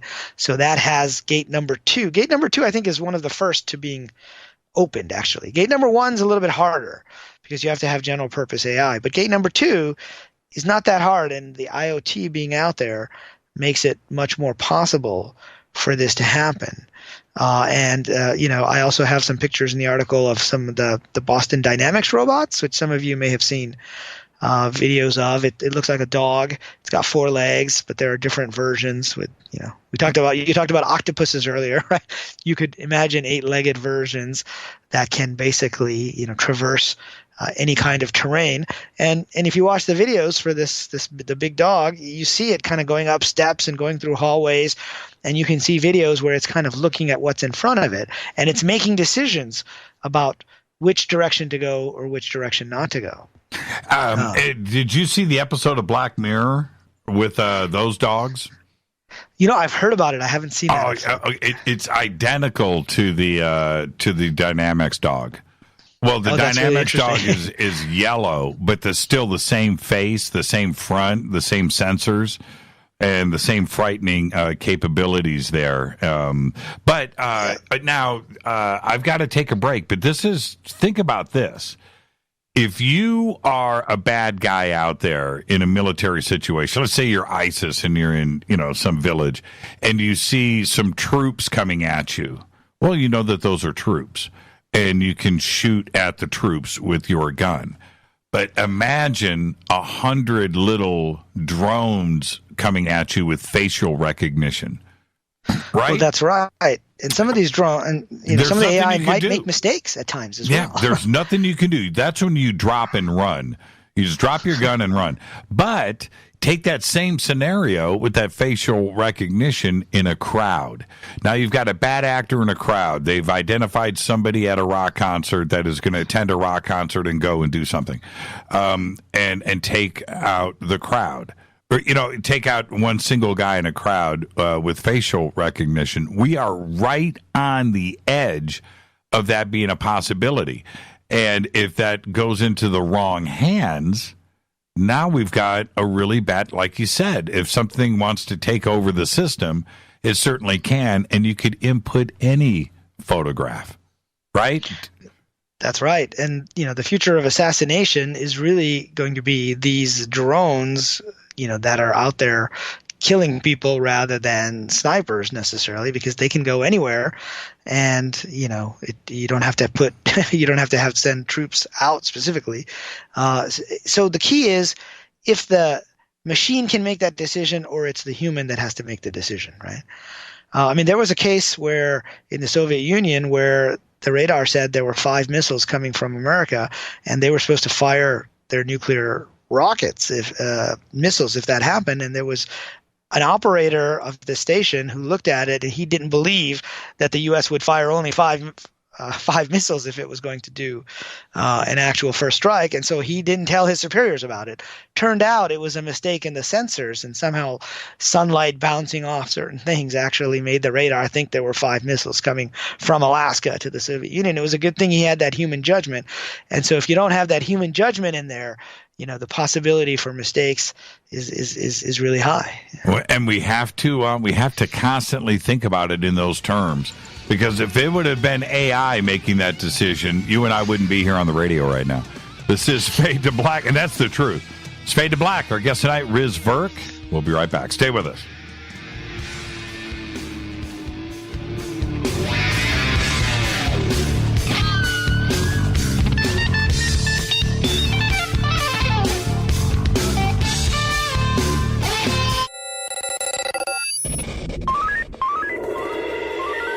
Way out here, we listen to Jimmy Church. You're listening to Fade to Black. Always on the edge of the hottest alternative talk. Jimmy Church with Fade to Black. KGRARadio.com. ¿Qué tal, mis amigos? Yo soy Mario Carson, el tiburón, y los invito para que escuchen a mi buen amigo Jimmy Church Radio. ¡Claro que sí!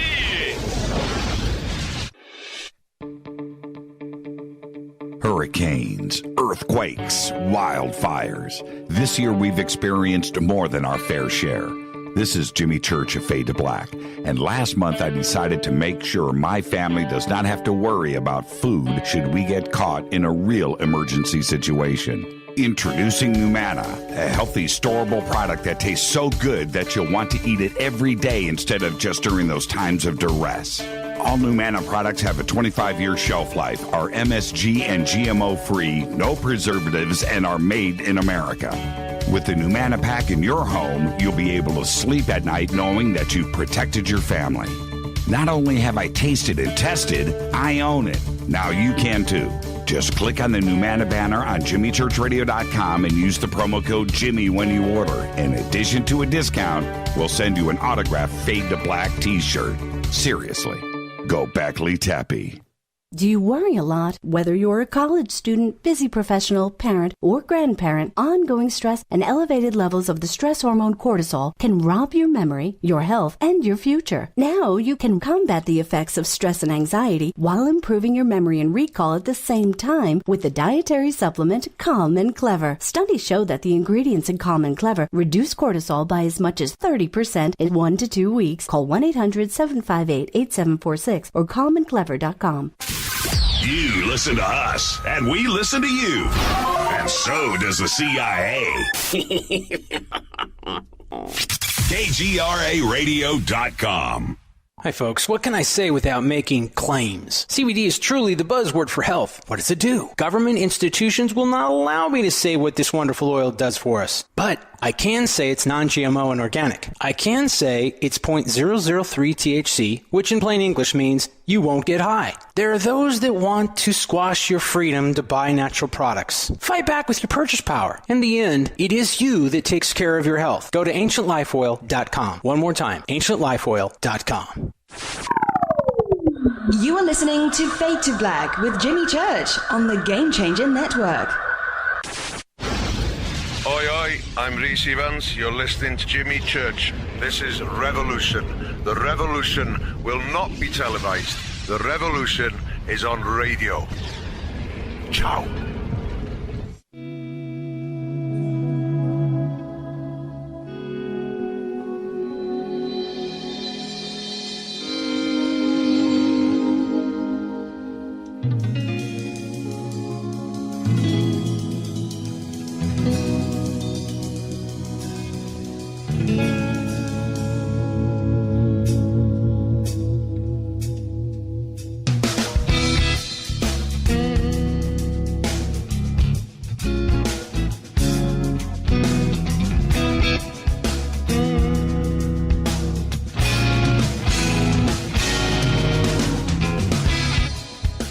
Welcome back. Fade to Black. I'm your host, Jimmy Church. Our guest tonight, Riz Virk. And we are talking about his article recently published at Hacker Noon. We're going to get it up there on OnStellar here in just a second. But it's called The Road to Killer AI, ML plus blockchain plus IoT plus drones equals Skynet. Yeah. Riz, the next gate, and we're going to get through all of this because we have to go back and talk about all of these implications and continue to break this down. It's fascinating. But gate number 3, I've talked about so much, and I'm glad that you've pointed this out as probably being the most important gate, number 1, which is the off switch. We'll get to that in a second. But how has the Hacker Noon community responded to this article? Well, it's gotten a lot of interesting responses. And I think there's a lot of enthusiasm about AI right now in the kind of the technical community. But there have been, a lot of prominent folks, ranging from Stephen Hawking, who passed away recently, to Elon Musk, saying that AI could be the biggest existential threat. So I think many people are aware of it. Well, what I try to do in this article is to say, how do we get there from here? And not to provide a roadmap, but really for us to see the signposts along the way that might get us to be worried. So yeah, I've had a lot of good responses, to the article. Well, the hackers out there of all forms, and developers and coders and that community, they discuss these implications all the time and certainly think about it. But getting it out there globally to discuss this is something that it really needs to be addressed, and I don't think that it is talked about enough. And as long as it doesn't interfere with somebody's life right now, they tend to ignore it, and that's a scary thought for me. And I think, that's generally true of technical people and scientists, right? Going back to the development of the atomic bomb, right? I mean, they were just focused. They had the Manhattan Project. They had that place up in Los Alamos where for 2 years, the scientists were focused, and engineers, on one thing, which is how do we take the theory of atomic fission and make a bomb? And it wasn't until they actually, had a working prototype, which they exploded at Trinity in New Mexico, that they really started to wonder about what they had done, right? You have the famous line where Robert Oppenheimer, who was the head of the project, remembered from the Bhagavad Gita, which said, "I have become death itself." And suddenly he started to have second thoughts about what he'd been doing. The good thing about this topic is there's enough people talking about it now that we may be able to head it off before it happens. Right, because it is in the consciousness now that this could actually happen. The AI is getting sophisticated enough to get there. So I've talked about this off switch, and you point out here for gate number 3 that right now there isn't one. Yeah, and actually, before I get to that, just with gate number 2, there's one other thing I wanted to bring up, which is, so as I said, I'm pretty sure most militaries are already experimenting with autonomous weapons, autonomous killing machines, even if they haven't rolled it out, because they're experimenting in a very specific way. I also talked about how machine learning was very specific tasks, and they could beat humans at some games. Well, something happened recently, and this is Elon Musk's OpenAI initiative, where they actually had the machine play a video game. Right? So now we're not talking about chess or physical games. We're talking about a video game like Dota 2. I don't know if many of your listeners know, either Dota 2 or Counter-Strike or League of Legends. These are very popular esports games where people compete against each other by playing these video games. And in these games, you're like a wizard, you're like a sorcerer, a thief, a barbarian, and you're trying to kill the other team of 5. And so turns out that AI can play those games as well, if not better, than humans because of the response time, right? So they can have a response time that we really can't have as humans. And so they were able to beat the best Dota 2 players. So this is a case where an AI, a computer program, is playing a video game, which is a computer-generated game with graphics on the screen.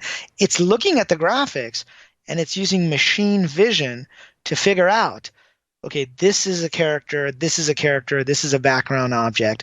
And so we've talked about machine vision being used in the real world by autonomous cars for figuring out, when they should turn and when they should stop. But this is interesting because it's machine vision in a computer program itself. It's a computer-generated world. And they're very effective. Now, anyone who's seen Counter-Strike as a game, or Counter-Strike Global Offensive, you've got these military guys in kind of an Iraq-like situation shooting at each other. Well, if the AI is able to direct those virtual guns so well and recognize which are humans and which aren't, it's not a far leap to look at the images coming from drones or that are in the battlefield and figure out what are characters, what are people, what are not, and start shooting at them. It's the same kind of mechanic.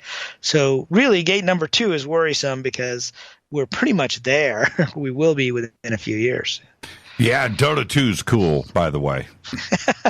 Yeah, it's a cool game, but it's interesting that the machines can learn to play it just by looking at the visuals and analyzing what's happening on the screen. And so are they, when we're talking about this, are they using the controller electronically, or is there a robot hand controlling the controller?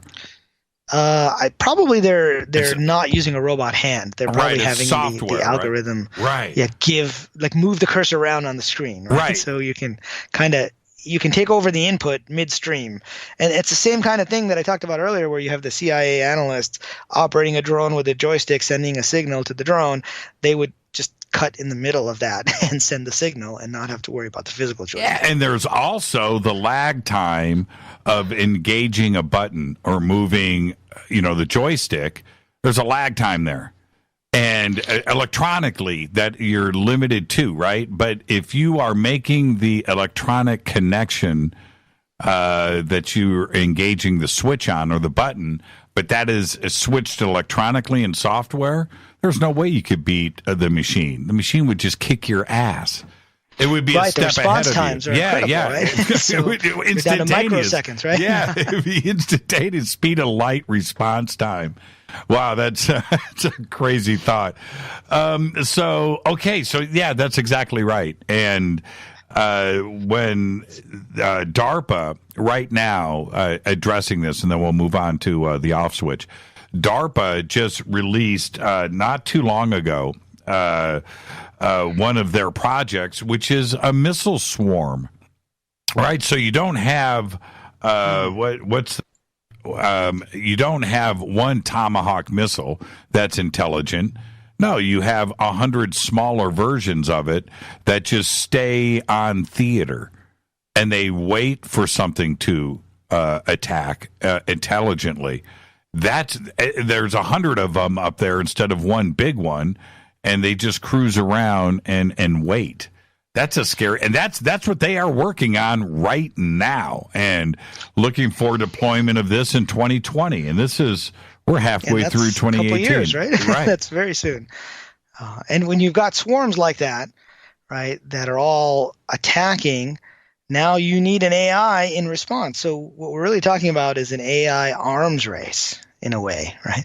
So there's the connection to the physical objects, but then there's the response time of people controlling those objects. And already, on a lot of destroyer U.S. warships, there are anti-missile systems that are scanning the radar and firing automatically, but you still need some human approval. But once you get to the point where you've got these swarms attacking, the only thing that can respond is AI. So now the other side has to have better AI, and then you have to have better AI, and then suddenly you're in an arms race. And that's where it becomes scary. I mean, I think we're still a little ways off from that, but it's coming pretty soon. Yeah, that's the goal. I mean, that's the goal for all of the big state players here. Okay, let's discuss this off switch. AI doesn't have one today. Well, it depends on where the AI is. And this is actually, I think, one of the things that we can probably control.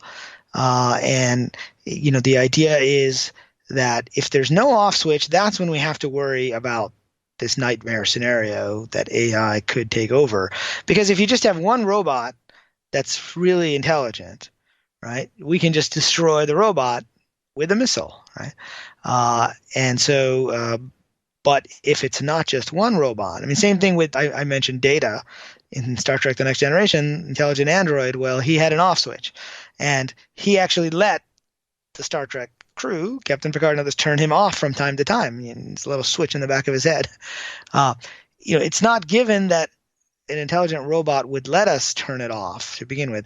But I think the bigger issue, and I use a analogy again from Terminator 3, Rise of the Machines, right, where the young John Connor breaks into this military NORAD-like base, I think in Cheyenne Mountain, because they're trying to turn off Skynet because they know this nightmare scenario is coming. And so they break in, they're able to get into the bunker, and he wants to turn off the computer, and that's when he realizes, right, that there is no central computer. Right? Direct quote is, by the time Skynet became self-aware, it had spread into millions of computer servers across the planet. Ordinary computers in office buildings, dorm rooms, everywhere. It was software in cyberspace. There was no system core. It could not be shut down. Well, that's happening today, and that's where blockchain and peer-to-peer computing and IoT really come into play. The whole point of the blockchain is that nobody can shut it down. So you can't just take one server offline. You'd have to take all of them offline, which is very difficult to do because now we have servers running around the world. Now, I'm actually a proponent of blockchain technology, so I'm not saying that we shouldn't pursue that technology. I'm just saying that it gives us a platform for where the code can run. And even when Terminator 3 came out, the IoT was not such a big thing. But, another popular show is the show Silicon Valley on HBO, which I don't know if you've seen that show or some of your listeners may have. And at the end of the last season, they had like these servers where they had a bunch of data and the servers were dying and they needed to figure out what to do with the data. And the data got saved by being transmitted to 30,000 smart fridges. Right? So the data was preserved across this network of little Android-based devices that happened to be running inside fridges. Now, I don't know how realistic that is today, but eventually as IoT grows, this is where blockchain comes in. You can have the same code running in lots of different places. And so how do you shut it down? And even if you shut it down, who's to say you couldn't just take that same code and start it up somewhere else? And one of the other science fiction references I make, early in the article is from the novel Dune by Frank Herbert, which is a very popular ecologically oriented novel that takes place years, like thousands of years in the future, maybe 10,000 or more years. And in that world, they don't have any computers. They have humans performing like calculations and stuff. And as you read the novel, or some of you may have seen, the movie, David Lynch had a version of it back in the 80s, and Sci-Fi Channel had another version. But they realized that their Bible has a rule in there, and the rule is thou shalt not make a machine in the image of the human mind. Right? And why is that? Well, it turns out in that world, there was this intelligent supercomputer that basically took over and enslaved all of humanity. It was called Omnius. And so eventually there was a revolt after many thousands of years, and the humans were able to crush it. But they didn't just have to crush one. They had to crush every single copy of Omnius, who was the AI in this case. And what they found was that, Omnius could spin back up a backed up version of itself. So you might have like one AI that's very sophisticated, let's say after the intelligence explosion. Even if you're able to disable that, anybody can start running, a backup version of that, and it won't have had the same experiences because it may be an older version, kind of like a, Microsoft Word 3.0, right, versus a 10.0 version, but it still has the basic code there that can then learn. And so that's where I think these other buzzwords in the equation are actually kind of important, because they would enable software to run without an off switch. And short of destroying all the computers and all of the devices and getting rid of electricity, right, there would be no way to turn off the AI. And that's why some people say that, if you reach the singularity, that's the last algorithm, because after that algorithm will improve itself and could potentially take over. It would be worthless. This is a scary one. Yeah, it'd be worthless. And the second, the Planck second after singularity, the off switch has already been thought about. And they've got a workaround. So you go and you flip the off switch. Oh, man, it's out of control, right? And you flip the off switch, but they've already, AI is knew that you were going to do that. Right. So now we get into anticipation, right? Well, it's as simple. And that's where the game theory comes in. It would game theory out what the possible moves are. That's right. And try to block them, just like it does in chess or in Go or in some other game. That's right. Because what is, the simplest thing that humans would think of first is the off switch. And that to a sophisticated AI is like, pff, That's the first thing that they're going to think of. And so the off switch, you understand what I'm saying, right? And so, short of an electromagnetic pulse, right? You've probably heard of those where somebody detonates a nuclear weapon and it takes out all the electricity in a certain area. It would be hard. And this is where today's blockchain runs code in a very limited virtual environment, kind of like you were talking about earlier, Jimmy, where the code can't interact with other things. It's just running, within this smart contract in this virtual machine. So we're not quite there, but eventually you can see as those virtual machines become more sophisticated, they will allow connections to the internet, not just for keeping track of transactions, but writing really any code. So as these smart contracts become smarter, that's where we could see blockchain playing a role, because the whole idea of blockchain is you have multiple copies everywhere, all running the same code, which means it's all coming to the same conclusion. Right, or the idea of the blockchain. It doesn't even have to be the blockchain. It's just the idea. You know what I mean? The idea of the blockchain and how it is applied. It wouldn't have to be blockchain. Right. But now, which takes us right into very smooth segue into gate number 4, which is AI, which is self-aware and prioritizes survival, because that's exactly what we're talking about here. Yeah, and so even if the other gates are opened, unless the technology is invented for this gate to open, we probably don't have to worry about a Skynet type scenario. But the problem is, just like in that quote I gave you from the Terminators, once it's self-aware, it may be too late at that point because of the speed at which it does things. Now, the problem is we don't know how to define exactly what that means, right? What is a self-aware machine? I mentioned Alan Turing earlier, who's one of the pioneers of computer science, and he defined something called the Turing test, which was that you would interact with a machine, say it was in another room or it was on a screen like we might have today, and you would talk to that machine and it would give you responses. And if you couldn't tell the difference between a human and a machine, in that case, then that machine would pass the Turing test. And we're not quite there yet. I mean, you've got these chat bots, but you can kind of tell if you try to chat with them, you can kind of tell it's a bot because they don't react the way that a human would react. Now, that you would be able to detect it. But there are millions out there right now that are fighting with chatbots right now, and they don't have a clue. Well, that's true. And they're becoming more sophisticated. I mean, I can usually see the patterns, right? It didn't quite respond to the question that I asked, or it just zeroed in on a specific word and tried to ask me. I mean, there was probably one of the first examples of this was a program called Eliza. I don't know if you ever came across that. Sure.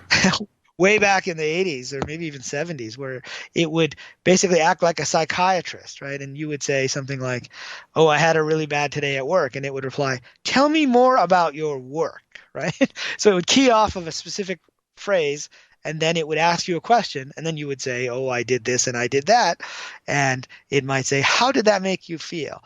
Right? So it was a set of pre-programmed responses because natural language processing wasn't very sophisticated back then. And a lot of these areas have their origin in video games. Video games needed to invent NPCs or non-player characters, right? And so they're like chatbots, and they're starting to become more and more sophisticated over time. The first AI that was implemented by anybody, not many people know this, but it was a computer built by Professor Claude Shannon at MIT in the 50s. And what did it do? It played chess, right? So that was the first, and it was a physical machine, and it would tell you what move to make, and you would actually have to make the move on the chessboard, right? And then you would program in the other move, and then it would figure out what to do next. So this idea of game theory is quite relevant and quite interesting. So natural language processing has come a long way. Whereas back then it would use rules, now it does a lot of statistical analysis of words and looks at previous responses and what previous people have said. And so, the Turing test, the time is coming, probably not that far off, where AI can pass the Turing test. Now, but does that mean that the AI is self-aware? Not really. So I think we need to come up with a new test, right, like the Turing test, that would say that this AI is self-aware. I used the example in the article of HAL, right? The HAL 9000 from 2001. And I'm using a lot of science fiction because, most of these concepts are dealing with the future, and turns out science fiction writers are pretty good at anticipating, some of the things, even when they sound odd at the time. There was a royal astronomer, for example, who read, Jules Verne's, Journey to the Moon or whatever that was called, and said that's hogwash. There's no way we'll ever be able to get to the moon, because if you add up all the fuel that was needed, you couldn't get there, right? So even scientists aren't very good at saying whether science fiction can become real or not in the future, is what I found. Somebody just posted it. It's been up here a few times now. Sophia, the robot. And Philip just said, I think Sophia could pass the Turing test. Also, that was in the last episodes of this season of Silicon Valley, by the way. So do you think? Oh, nice. Do you think Sophia could pass the Turing test? I think it's getting there. I mean, I haven't interacted with Sophia enough to say whether it's going to pass the Turing test, but I think we're getting close. I mean, I've seen other. You've seen like robots like or AI like Alexa, but that's not very conversational. It's really just trying to figure out what you're asking, and it doesn't go that far. But I've seen some research at the MIT Media Lab, where they spun off. I think it's Jibo was the robot. But I think the natural language processing is getting there. I haven't interacted with Sophia to tell you whether it could pass the Turing test yet, but it's probably not that far off. Boston Dynamics came out of MIT, right? I believe so. I don't recall exactly which group they were in, but and then Google bought them for a while. Right. And then Google sold them to, I think, SoftBank owns them now. Now, did you just say, wait, I got to pump the brakes here. Did you say you haven't interacted with Sophia enough to tell? Have you interacted with Sophia? No, I haven't, actually. Yeah. Oh, okay. So all right. That's why I can't comment on whether it's close to the Turing test or not. I just know what other people have said about it, Okay. Now, we're going to take a break, and when we come back, we're going to put all of this together and talk about these implications and where we really are today. I do agree with you. When we look at Heinlein or Arthur C. Clarke or any of Roddenberry, any of these great science fiction writers that we all enjoy, they all predicted the future, and we never thought that we would get there. And, you go back to Dick Tracy, and you go back to that watch, right? That was never going to happen. Never going to happen. And look where we are today. Look, we have blown past that by light years. So you've got FaceTime on your phone, right? And FaceTime on the phone. And the Star Trek communicator, that's an obvious thing and an obvious comparing to cell phones. I get that, but it's all of that combined. Certainly the Dick Tracy element and everything else, but who would have thought that we would be able to stream movies and FaceTime for virtually for free, right? And it is pretty impressive. And some science fiction writers more than others, Arthur C. Clarke in particular, is he's often credited with coming up with the idea, although I think he more popularized it, of the communication satellite. That's right. Right, where you'd have a satellite up high enough in a geostationary orbit that you could bounce signals off it and send it to the other side of the Earth. And just as an aside, I was in Sri Lanka over the Christmas holidays, and that's where he lived for the last, 30, 50 years of his life. Right. And turns out his office is still there. And, my Sri Lankan friend who was hosting me, he was able to talk the security guard to letting us in there. Shut up.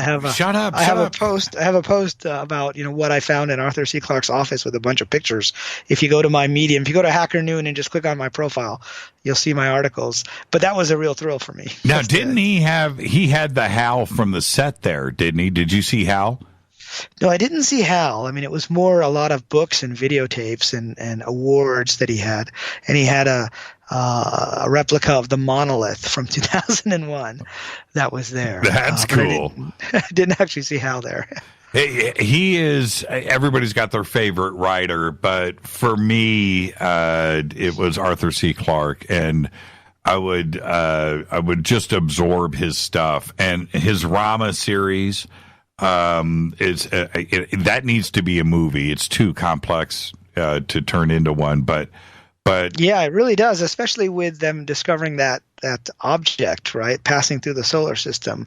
That was named with the Hawaiian name. I forget what the name was now. No, Rama. It was Rama in the book. I'm saying in real life they discovered this object. Yes. Now, what was that? See, the thing is, we got to take a break right here. I don't want to mess up the network. But was that Rama relived? It was like, here it is, man. It's actually, once again. That's the first thing I thought of. That's the first thing I thought of, too.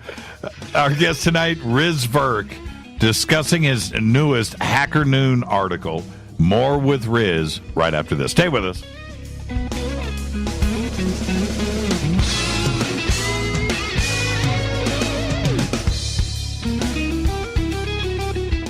Hi everybody, this is Rob Halford, the Metal Guard on JimmyChurchRadio.com. This is KGRA Digital Broadcasting Station. Salt Lake City, Utah. Van Buren, Arkansas. Okay, nurse, let's get this man to the ER stat. Right away, doctor. We see this every day. Heart attack or angina pain due to blocked and clogged arteries. Chelation can remove obstructions or blockages from arteries and help avoid painful and expensive surgery. Now there's Angioprim. It's a liquid oral chelation product that you take with juice. You start to feel the results fast. Angioprim increases blood flow all over the body, and that means more energy and strength to take on the day with less aches and pains. 60 years of research has gone into chelation, and Angioprim is the result. A safe and easy way to unblock your veins and arteries from buildup that slow circulation. Paging Dr. Jones. Please report to the emergency room right away. Log on now for a special radio offer from Angioprim. That's angioprim.com/radio. ANGIOPRIM. Angioprim.com/radio or call 877-882-7221. That's 877-882-7221. So, you love talk radio? Then you'll love TalkStreamLive.com. TalkStream Live is always on, 24/7 with the best streaming talk shows. Find your favorite talkers and discover some new ones. It's free, readily available online or on any smartphone or tablet. Finding your favorite talk shows all in one place has gotten a whole lot easier. Just go to TalkStreamLive.com. Be sure to download the free apps from Google Play or the iTunes App Store. Your contact for current news and trending topics. KGRARadio.com. What can I say about the most popular tea on the internet? And what do customers say about Life Change Tea at GetTheTea.com? A lot. But by federal law, we at GetTheTea.com cannot make claims to how this product can enhance your health. We cannot even post our testimonies without being in compliance. So how do we get past the hump? Try our products at GetTheTea.com and see for yourself. You can send us a testimony, but we just can't post it. Bummer. Our products are GMO-free and organic. We pride ourselves in being the best we can be, and we urge you to take charge of your health. We're 11 years strong, and many of our customers have shared their successes with friends and family. Protect your colon. Log on to GetTheTea.com. That's GetTheTea.com. GetTheTea.com.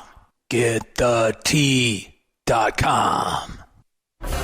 Did you know that when you're on the road with limited data or Wi-Fi available, you can still listen to every minute of Fade to Black by just calling 605-562-4482. No smartphone, app, or internet needed. It saves your data plan and no extra cost if you have unlimited minutes. Just call 605-562-4482. You can listen to me, Jimmy Church, on any phone, anytime, anywhere. Go Beckley Tappy.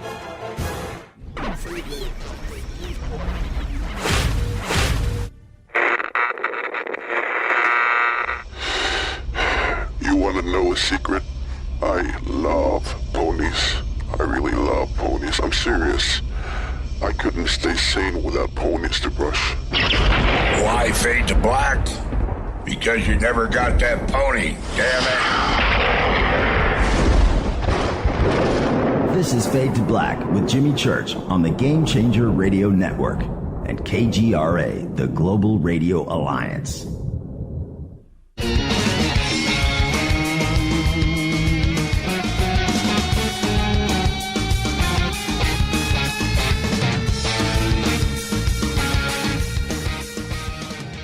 All right, welcome back. Fade to Black. I'm your host, Jimmy Church. Our guest tonight, Riz Virk, and we're talking about his new article over at Hacker Noon, and you've got to check it out. It's called The Road to Killer AI. And Riz, I want to lighten things up for just a second before we get back into this. But speaking of killer AI, you've got another project that you are launching called Pure Light. And tell us about that. Riz? Did we lose Riz? No, still here. Oh, Can you hear me? give me, man, don't give me that Internet of Things heart attack, because that's what that was right there. Sorry, I had my mute on for a second. Okay. During the break. I'm still here. So, yeah, I was saying, stepping back from the doom and gloom of the killer AI scenario, Pure Light is, a very spiritual project that was actually built by my girlfriend, Ellen McDonough, who is a spiritual artist. And some of her artwork is usually visions of Atlantis or pyramids on other planets. I think a lot of your listeners would like it. It's at placesoflight.com if anyone's interested in taking a look. But she had gone through a healing journey where Western medicine wasn't able to help her. And she found that there were these energetically infused audios out there created by all kinds of different healers. And Tesla once said that, if you want to understand the universe, you have to understand frequency and vibration. And so, there's these different healers who've infused different frequencies into the audios using their own methods, some just by intention, some based on the actual audio sounds, for everything from being able to sleep better, being able to relax, being able to unlock abundance in your life. There's even one called Escaping the Matrix, which is all about realizing that we're in a simulated reality, which is, another interesting idea. If we have time, we can talk about. I know one of your listeners posted Philip K. Dick as their favorite sci-fi author, and that was one of his, big ideas as well. And so Pure Light app is in the App Store now, in the iTunes, and it's going to be coming to Android pretty soon. And you can go to purelightaudio.com. And check out all the different healers from around the world. And so Ellen found there was no central place where people could find these audios. You had to go to the healer, go to their website, or listen to a telesummit. So she created this app that really brought it all together. So you can play the audios in the background, and it'll have its frequencies going. So I think it's a pretty exciting project, and it's something that a lot of Fade to Black listeners might like. And it's more about light and not darkness here, but it should be a interesting one if people want to check it out at purelightaudio.com. Yeah, we've got the links up, and it's a pretty exciting project, and congratulations on that. And I hate to do it, but let's get back to the doom and gloom. So now, if we look at the formula, which is ML plus blockchain plus IoT plus drones equals Skynet, and we look at this in its totality, I know you just you brought out the point throughout this conversation that we're not quite there yet. We're not quite there yet. Well, that's the version that we know of, right? But how close are we really with where we are today if we put this formula together? How scary is it?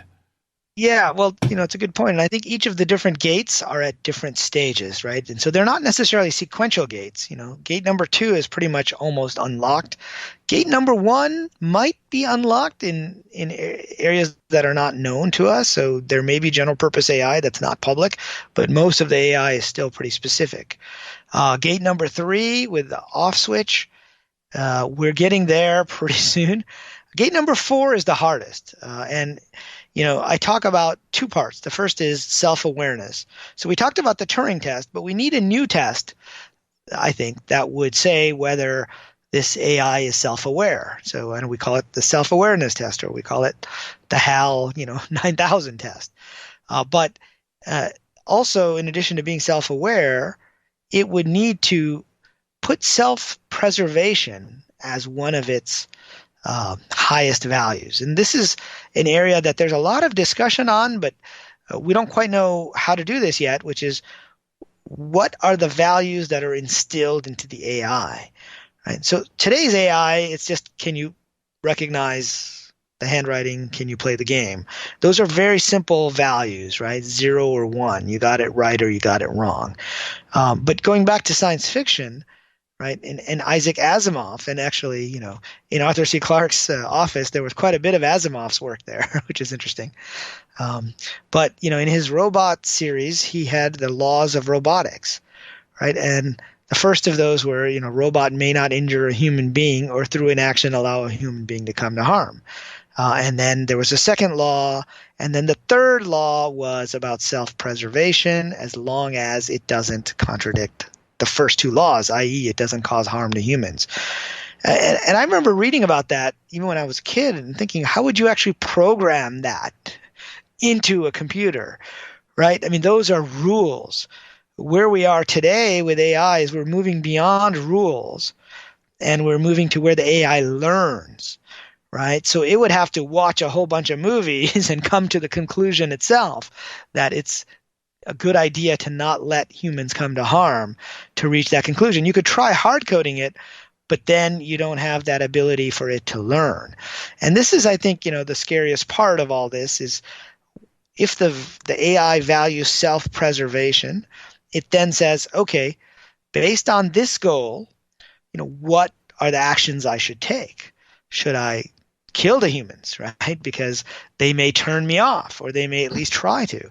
Should I create robots that can control the humans? What should I do?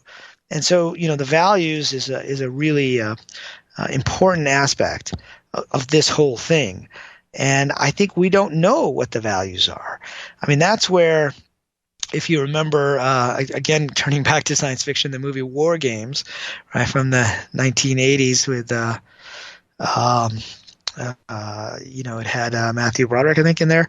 And there was an AI named Joshua, and he was playing tic-tac-toe, and he had it play with itself, and it realized it would always get a stalemate. And eventually it did simulations of global thermonuclear war and decided that the only way to win was not to play. So it learned, right? So we have to think about how to teach AI and what lessons it will learn. In fact, at the end of the X-Files episode that we talked about, I think it was Mulder who says, well, by leaving the tip, we're teaching it something different than by not leaving the tip. And our values may get onto the AI. So if the military is leading the research and development of AI, well, we know what their values are, right? The military's values are win at all costs, right? Those are not necessarily our human values. And so it's a very important conversation, I think, around AI and what that AI will do. Have you been to Google's AI Alphabet AI complex?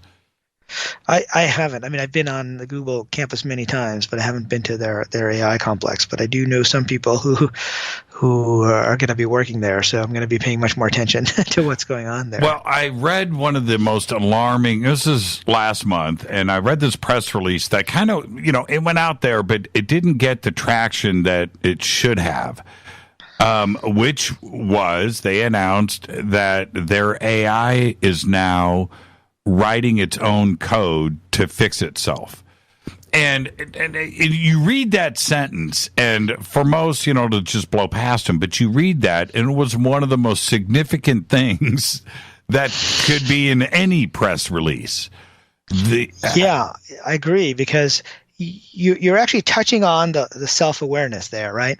So if an AI is rewriting its own code, then it has to be aware of its own code, right? Which means it has to realize that it's an AI, but that it's running on some computer with a set of instructions. So I think that's pretty significant. They also had, I think it was at Facebook where they had two AIs. They had them interact with each other, and they came up with their own language, right, which we couldn't understand. It kind of makes sense, because why would, two AIs need to speak English to each other, right? They would have to figure out what they want what kind of information to pass back and forth. And they would probably come up with, their own language. And so they had to, they shut it off. They had to shut it off. And then there was the Twitter AI bot, famously, which started off nice and human and nice, talking about unicorns and rainbows, and quickly turned into one of the most bitter, angry, and violent posters on all of Twitter. And they had to shut that down, too. And because Twitter is not the place you want to train an AI on values, right? Because everything there is like extreme views back and forth and people insulting each other. Well, they had to shut that down as well. Yeah, and it goes to show you that first off, all of this machine learning, all of the data that goes in, still comes from us.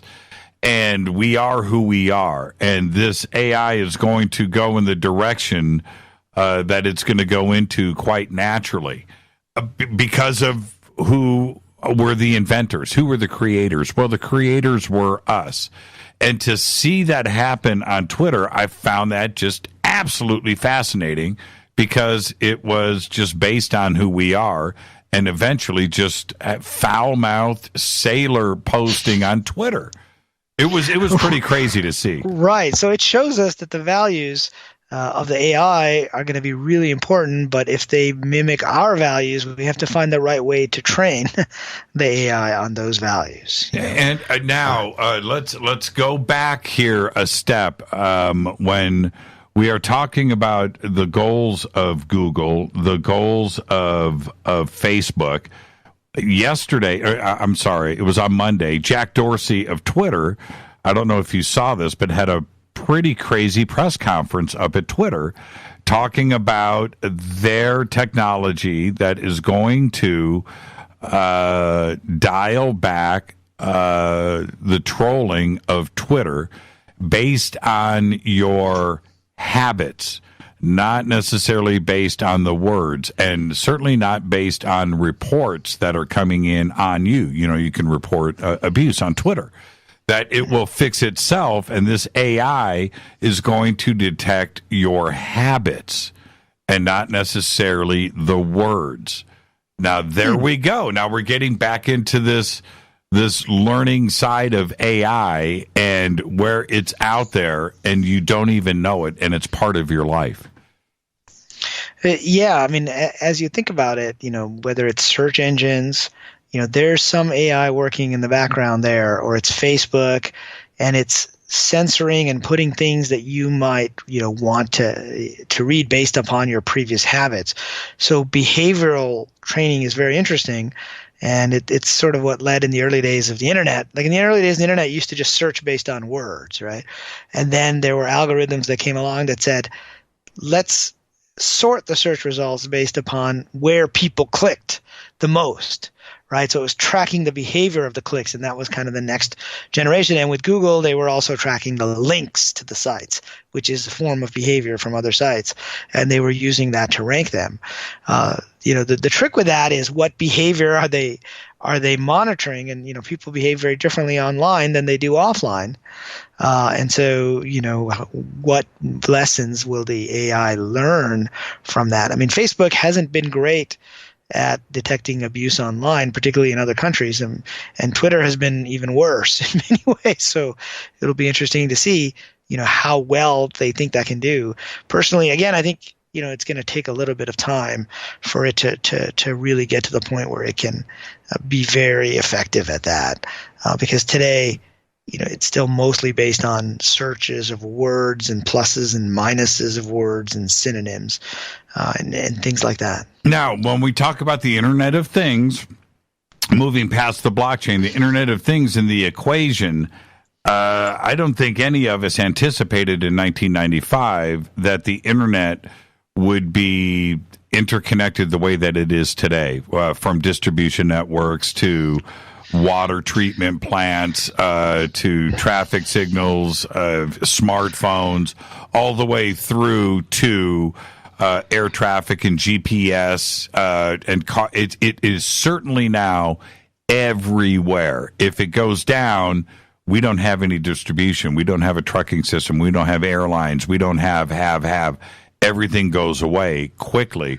So the Internet of Things may not be the Internet of Things that we're talking about here, but it is certainly global, and half of the world is on a computer network every single day.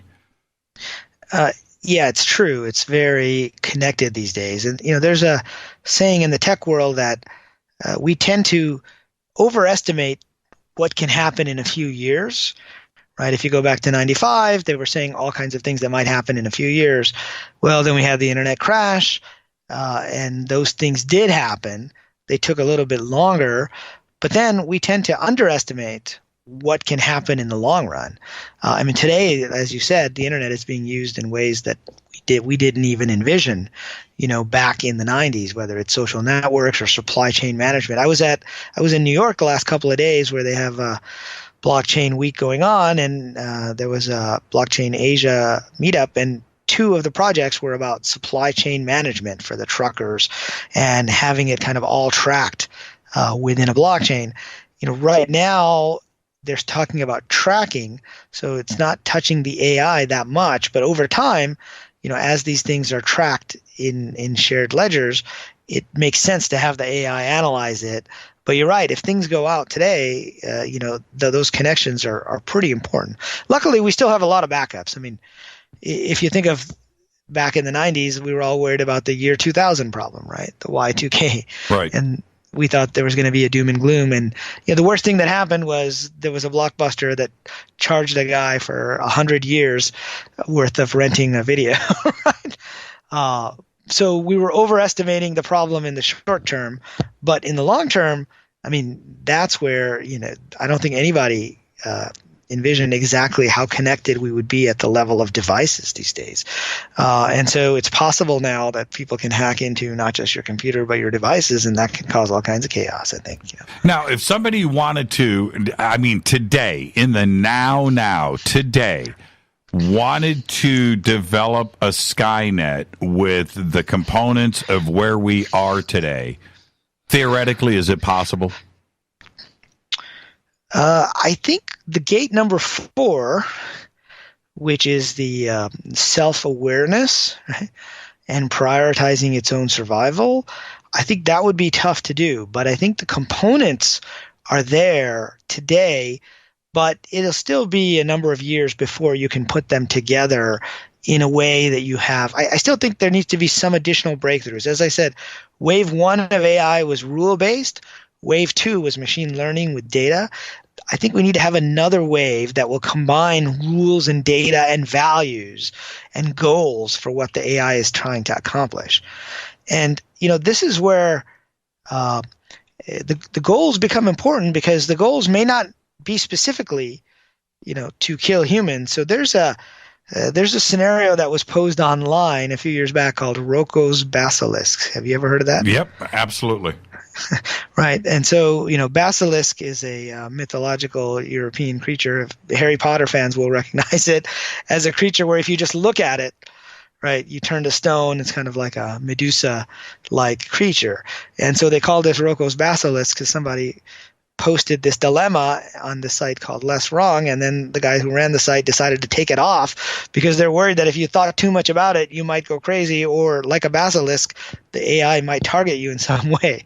And the basic idea of it is that if at some point there is a super intelligent AI, right, not necessarily today, but at some point, that AI might have some good goals. And the goals, it might actually help cure cancer and do other things, or it might just have the goal of preserving itself. So it could be a malevolent AI or a benevolent AI. Actually, almost doesn't matter in this scenario. But if its goal is to do, say, good things, then it could conclude that everybody that helped it get there is worth saving, and anyone that did not help it get there to get this AI out sooner are human beings that are not worth saving, and they're worth killing. Right. And so this AI could conclude that basically if there are people who don't know anything about this AI, then that's fine. There's the people that helped build it. And then there's the people who heard about it, who could have helped build it, but who didn't. Right. And that's the dilemma, that basically this AI would try to go back in time, right, and get rid of the people who knew about it but didn't help it along the way. Now, how would that work? Well, now we get into quantum physics, and we get into the simulation hypothesis that maybe it would create a simulation of the past, and maybe we're in that simulation already. Exactly. I was watching. Okay, we're going to do overtime tonight, so you don't have a choice here. We're going to do some overtime because. Do you ever go to Science Week there in Manhattan? No, I haven't been there. Okay. That much yet. Excellent panels, right? Excellent panels. You know, they bring everybody in, and I'm addicted to these panels in Science Week. It's so much fun. And one of the points that I watch get debated for a couple of hours with, the brightest of the bright, sitting here debating this. And one of them was just that. Okay, so, simulation theory is a fantastic thing, and it's a great rabbit hole to go down and contemplate and think about. So you have that part of it. But so let's say that we are in a simulation right now. Well, part of that simulation would be for us, as technology evolves in our simulated world, that we would go and enter a simulation. Now, think about that for a second. So you would then be in a simulation of the simulation, and that's part of the simulation. And then in that simulation, in the future, what would you do in that simulation of the simulation? Technology would advance, and you would then enter a simulation.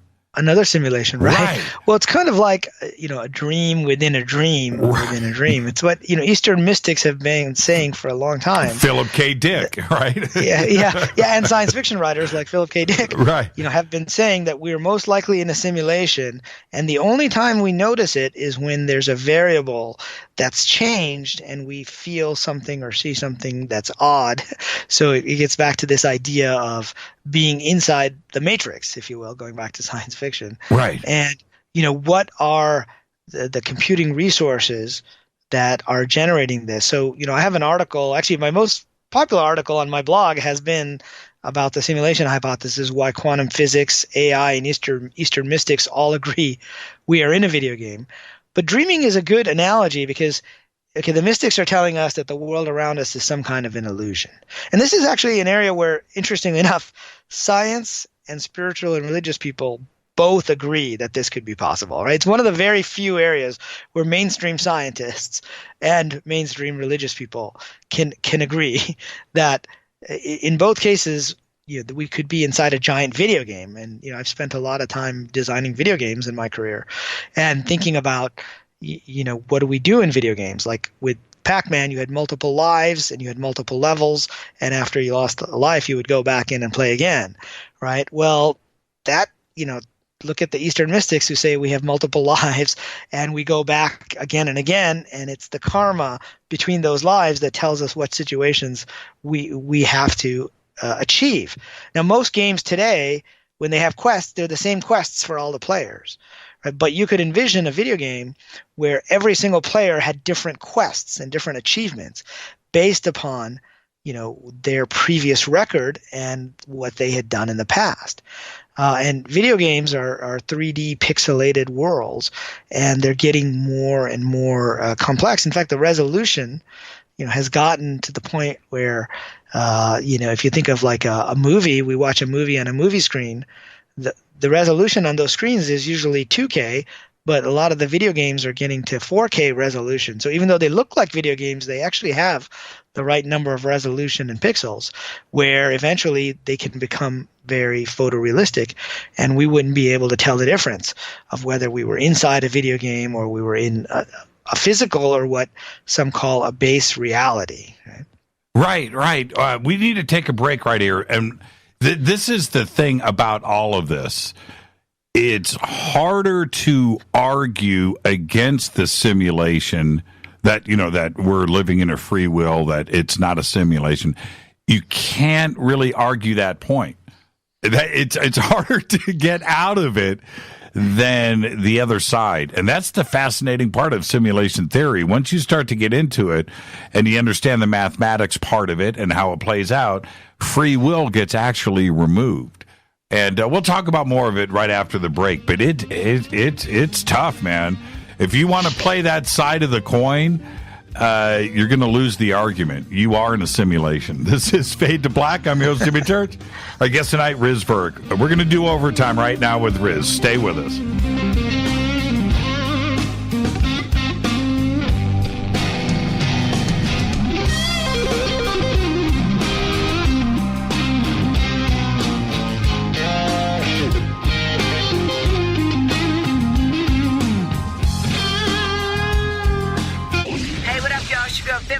Here, and you are listening to my boy Jimmy Church on JimmyChurchRadio.com.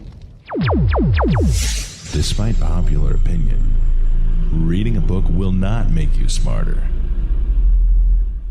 But listening to Jimmy Church will. Hurricanes, earthquakes, wildfires. This year we've experienced more than our fair share. This is Jimmy Church of Fade to Black, and last month I decided to make sure my family does not have to worry about food should we get caught in a real emergency situation. Introducing Numana, a healthy, storable product that tastes so good that you'll want to eat it every day instead of just during those times of duress. All Numana products have a 25-year shelf life, are MSG and GMO-free, no preservatives, and are made in America. With the Numana pack in your home, you'll be able to sleep at night knowing that you've protected your family. Not only have I tasted and tested, I own it. Now you can too. Just click on the Numana banner on JimmyChurchRadio.com and use the promo code Jimmy when you order. In addition to a discount, we'll send you an autographed Fade to Black t-shirt. Seriously, go Beckley Teppy. When you take the beans from Central America with dashes of Indonesian and African mixed in and then roasted to the dark side of Fade to Black, you create the ultimate brew of fringe. Introducing the Fade to Black blend from River Moon Coffee. Yes, River Moon's darkest customized roast was created for the love of Fade to Black. The alchemy of masterful roasting and smoking the beans is in every sip of this full-bodied, dark Java. I need my coffee dark, deep, with distinct bittersweet chocolate highlights, just like the bunker. Leaning further into the darkness of the roast is Fade to Black blend from River Moon Coffee. Just click on the banner at JimmyChurchRadio.com and use the promo code F2BBLEND for 15% off of your order today. Go Beckley Teppy. Hey, can we talk about something serious for a minute? Your age. Getting old has its perks. But remember, being a few years younger, you know, your hair was thicker, you didn't have so many wrinkles, that extra weight wasn't haunting you, and you just felt better. Well, we can't turn back the clocks and go back 10 or 15 years, but you can start feeling and looking 10 or 15 years younger with Nature's Youth RSF. It's a doctor-formulated daily supplement that helps your body maintain its peak performance and fight the aging process. Imagine sleeping better, looking better, and feeling better. See how Nature's Youth RSF has helped thousands of people just like you at nature'syouth.com. nature'syouth.com. The holidays are coming. Imagine how it will feel when your family and friends are asking you what you did to look so good. Your secret will be Nature's Youth RSF. It's time to start looking better and feeling better. Learn more and order your Nature's Youth RSF at nature'syouth.com. That's nature'syouth.com. Erica, Brittany, Gabby, and you're listening to JimmyChurchRadio.com. It's not a lifestyle we chose. We were born this way. KGRARadio.com.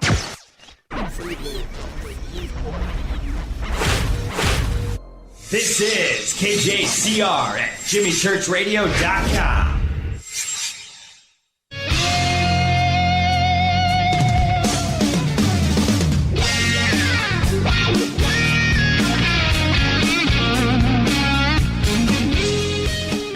Welcome back, Fade to Black. I'm your host, Jimmy Church. You can follow me on Twitter at JChurchRadio. You can follow Riz at Riz Stanford. He's right there on Twitter. He's watching all of you. He is the central scrutinizer tonight. Now, Riz, let's take your equation one step further. Let's take what you've written here one step further, and let's suppose something, that this simulation theory, the AI, the AR possibility of the blockchain and the Internet of Things, we take all of this into consideration and suggest this, that with internet routers in your home, with Wi-Fi, with Bluetooth, with the ability to send and upload programming into your iron-filled brain, that we could be the servants, the worker bees, the slaves of the machine right now, and we don't even know it.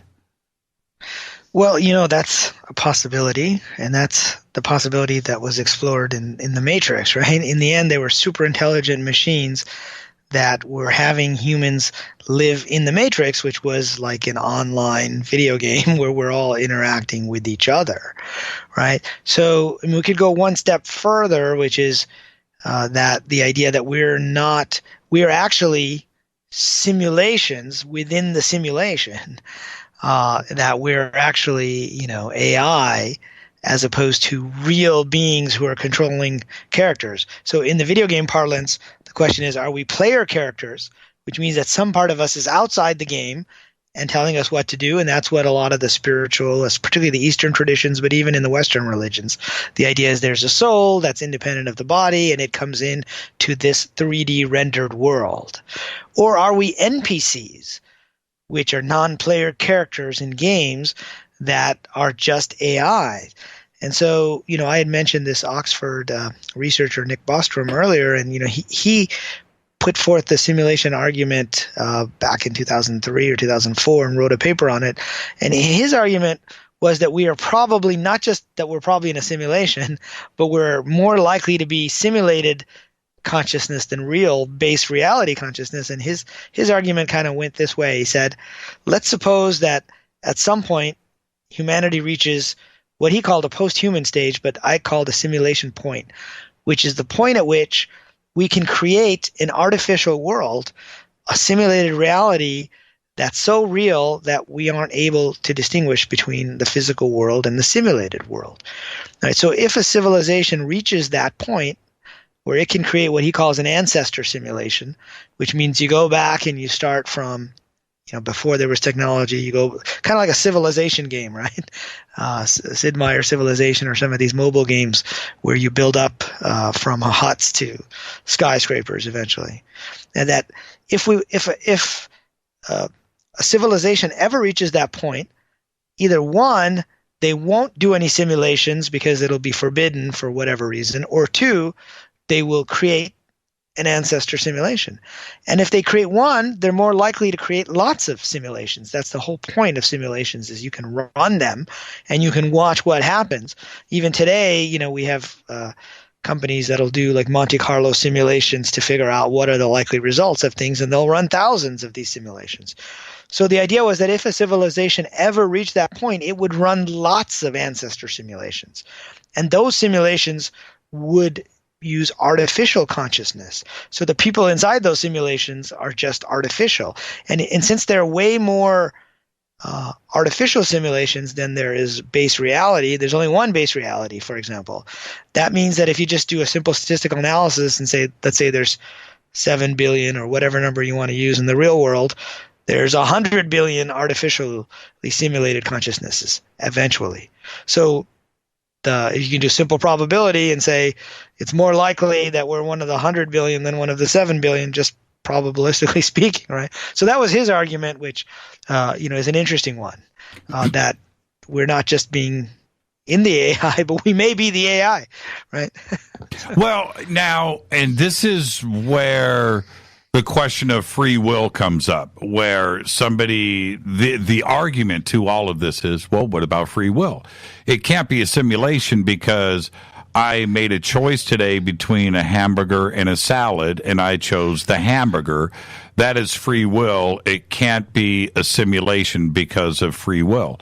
And the counter to that, which is so easy, is this, that all probabilities play out in mathematics going back to the Big Bang, and that atoms and decisions and electrons and neurons and light are going to play out the way that they are going to play out. You cannot change that. Therefore, your free will decision today for the hamburger is a mathematical one. You would have never chosen the salad. Right, that you think. Right, so that's one argument was, mathematically speaking, that's the possibility that you're at. But as a video game designer, I would say, okay, have you ever played a video game like Second Life or Grand Theft Auto, where there's open worlds, right? So it looks like you can do anything in those worlds. So it looks like you can just go create a house, create a hamburger or a pizza, but really there's only a set of things that you can really do from the game designer's perspective. There's actually a limited number of choices, and those choices lead to another limited set of choices. So you get this big grid of possibilities, right? In a video game, so you think you're using free will, and you are to a certain extent, but the choices are limited, by the parameters of the simulation itself. And so this kind of ties into the whole idea of quantum physics and the idea of the particle versus the wave, and what are these probabilities, right? And most of your listeners may have heard me talk about this before, or somebody else, where the idea is that if a particle is a solid particle, it's only in one place, but if it's a wave, it's a probability. And let's say you're in a theater and there's a bunch of seats, it could be in any of those seats, and there's a certain probability of the particle being in all those seats. And what causes the collapse of that wave from a set of probabilities to a single reality, well, nobody really knows. But the best answer physicists have been able to come up with is it's the act of observation that collapses the probability wave into the single reality that you're seeing. And that's why we only see one reality at a time. Now, the question is, do those other realities, the mathematical probabilities, actually exist, or are they just probabilities? And you think of it in terms of a chess game. In chess, you can lay out all the steps that you could take, and then you can go out to have probabilities for the next steps. Do those really exist? Until you actually make the move, then you see one of those realities play out. And so some people think, in the simulation hypothesis, that it's like a video game. If you log into World of Warcraft and nobody's there, does that world exist? But when you're there and you make a choice, it has in its memory all the possible things you could do. But when you make a choice, that's observing it, and that causes it to render that world around you. So I would just say that I don't think that those are mutually exclusive. Free will and a simulation don't have to be mutually exclusive, because you just may be limited to the choices, but you're still able to make choices within those set of choices. And the choice is an illusion. See, the choice, you think you've made the choice, but it was going to play out that way anyway. The future is already a mathematical equation that it's playing itself out. And it could be. It could be, although I would say that it's maybe a set of probabilities of the future. And so it's not that there's only one, and that's why it's interesting for the simulations to play out, is to see which of the paths do people take. But it's a limited set of paths as opposed to a completely free will, unlimited set. It would be my opinion, but we're speculating now. Well, it's so interesting to start to think about this, because it gets scarier as you start to answer the questions. And the more that you do, it leans more and more towards the simulation theory. And if you go back and look at your past, and you go, well, I wouldn't have gone to MIT and graduated if I hadn't crossed the street that day, because that day somebody said to me, and I changed my mind and I didn't go, and instead I went left. And the next thing you know, because of that decision, I went to MIT. Okay, well, and you go. So that was free will playing itself out, and that made me who I am today. The argument to that is you would have made that decision anyway, right? It's just the way that the Big Bang played itself out all the way to now, and will continue mathematically to play out in the future. It only seems like free will because you're in a simulation. Right. And so you're taking the point of view that it's more deterministic, where, X happened in the past and it'll lead to Y happening now, no matter what. Even That's though right. You think it's free will. Yeah, right? free will is an illusion. Well, it could be. That's one view. But Stephen Hawking made the point that and this gets into another area, another can of worms, which I don't know if we want to go into tonight. But he made the point that certain particles disappear into a black hole, and the particles that come out are not related to those. And he said that determinism broke down, which means you couldn't really tell the history. And so the question is the history that we remember something that actually happened, or are they like implanted memories where we couldn't actually be sure that the simulation, like somebody stopped the simulation, changed it, and reran it, and now we have a different history or a different memory of what might have happened before, right? And now we might go a different way than we did before, right? In both of those cases, there's not free will, but what's making that deterministic path changes. Does the past exist? I think in the spiritual traditions, they tend to take, more of a view that we have free will, but that we also have certain things that we were meant to do in this life. And that's what I wrote about in my book, Treasure Hunt, and that we get the clues where the guy across the street is telling me to go to MIT, was a clue placed there by those of the part of us that's not in this 3D simulated reality as a reminder that this was the path that I was supposed to follow. So you can make arguments either way, I guess. Well, so when we bring in consciousness and awakening into the picture, how does that separate from that 3D reality that most people live in, where there isn't a parallel world, there isn't quantum mechanics or quantum theory, there isn't anything, there isn't any life after death, right? That you die and everything ends. These two worlds are starting to collide, and in simulation theory, that's where it starts to get really, really interesting too as well, because the two can't exist. They can't coexist. Right, because you could say mainstream scientists today, right, would take the point of view that we're just cells and consciousness is just these cells interacting with each other. And we haven't figured it out yet, but eventually we will figure out how to make cells be conscious. And this ties back to our idea of the AI being self-aware, right? At which point is it conscious? Whereas I think in the spiritual traditions, we would argue that there is consciousness that inhabits the physical 3D world, which is more like a player of a video game, right? I can bring up World of Warcraft or Dota 2. That's my character, but that's not me, right? And so I think the simulation hypothesis is interesting because, most scientists can agree that that's a very real possibility, right? Because if they say it's just cells that die, well, that could be a simulation, and once the simulation is over, it's done, right? We're just this sort of artificially simulated consciousness within the game. You turn the game servers off, and it's gone. You restart it, and it's a whole new thing.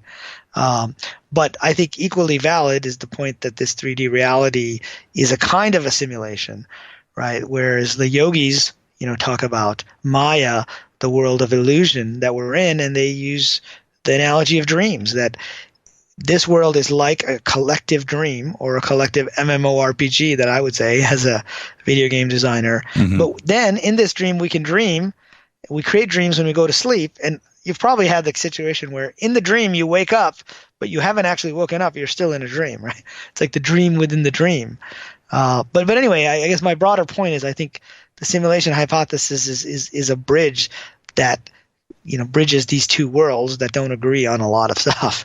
Well, and I would have said years ago that science fiction was science fiction, and these thoughts of living in a simulation were just pure fantasy, and that most people wouldn't be interested in the subject at all. And today you look at not only gaming and how popular gaming is and how people want to get into these,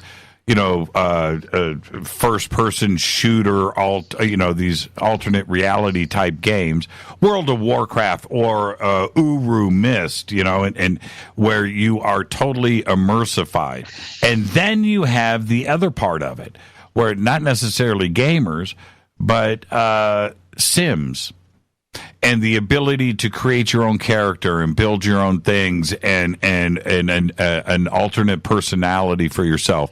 You're building your character that you want to look like, that you desire, and the worlds that you're living in socially and interacting with inside of these games, people are actually very okay with it. I mean, they take it very seriously. I mean, if I mentioned Second Life earlier, you mentioned The Sims, right? In Second Life, you have characters that get married, right, with each other, and then they cheat with other people. It becomes very serious. But if you watch Ready Player One, which just came out recently, yes, which was about virtual reality, and so I'm actually working on a book now about the simulation hypothesis, which is based on an article that I wrote that's up on Hacker Noon, with the stages of video game technology and how would we get from where we are today to a fully immersive Matrix-like world where we couldn't tell the difference. And virtual reality is starting to move us in that direction. I mean, if you put on virtual reality glasses, you are that character, like in the Oasis. And in that case, they had, in Ready Player One, they had these haptic suits so you could actually feel what was going on. But we're seeing the beginnings of that. I have some friends who created a ping pong game for HTC, for the Vive. And so I was playing this game, and even though it wasn't photorealistic, it felt really real. So real that I thought I was holding a paddle and playing. I set the paddle down on the table, right, just instinctively. Well, it turns out there was no table. It was just virtual, so the controller fell to the floor. And then I leaned against the table. Of course, there was no table, so I almost fell over. But you can see how immersive virtual reality is starting to be, and eventually you can see where we might be able to beam that stuff to the retina without needing the glasses. And then you're really in kind of an immersive world. So I think more people are interested in this topic today because we're seeing how immersive video games can be, and they get to the point where, we may be inside a very sophisticated video game. I mean, think of where the technology will be 100 years from now, right? Video games are only like 30 years old, or 200 years from now, or 1,000 years from now. How sophisticated would the video games be? And Elon Musk made that argument where he said, we had Pong in the 70s, which was a dot and some lines, and now we have virtual reality where you put on the glasses and it feels like you're there. And then we have games like No Man's Sky. I don't know if you've Oh, yeah. There you go. Infinite, right? Infinite. Creates itself. They have like 18 quintillion planets. Yes. Yeah. And turns out, because that's what 64 bits, that's the number that 64 bits will get you. And each of those are procedurally generated. Yep.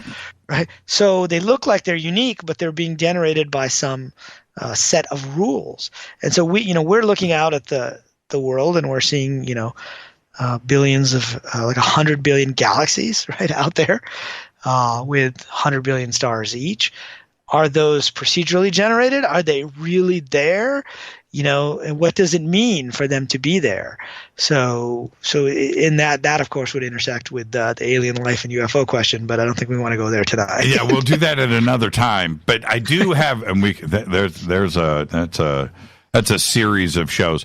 I have a friend that I've known for about 20 years. And his company, this is a friend, I want to say this. His company, he went through the film industry here and software designing and shading and lighting and stuff. But his company now is AR, and it is real. In other words, they develop okay, for instance, he can go in, take your house and recreate it. I mean, it's done with photography, and absolutely walk around your neighborhood. He did Palm Springs, right? Where you're in a house in Palm Springs and you walk outside and you go anywhere and it is real. You cannot tell the difference. It's like you're out there. It's not like you are out there. You are there. You're in the middle of it, and you would not be able to tell the difference because he's imaged it with real images. It's absolutely real-time, spot-on, crazy, freak-out AR. And it's here. It's an incredible technology that he has developed. Yeah, and it's getting better all the time. So that's interesting if he's got photorealistic AR.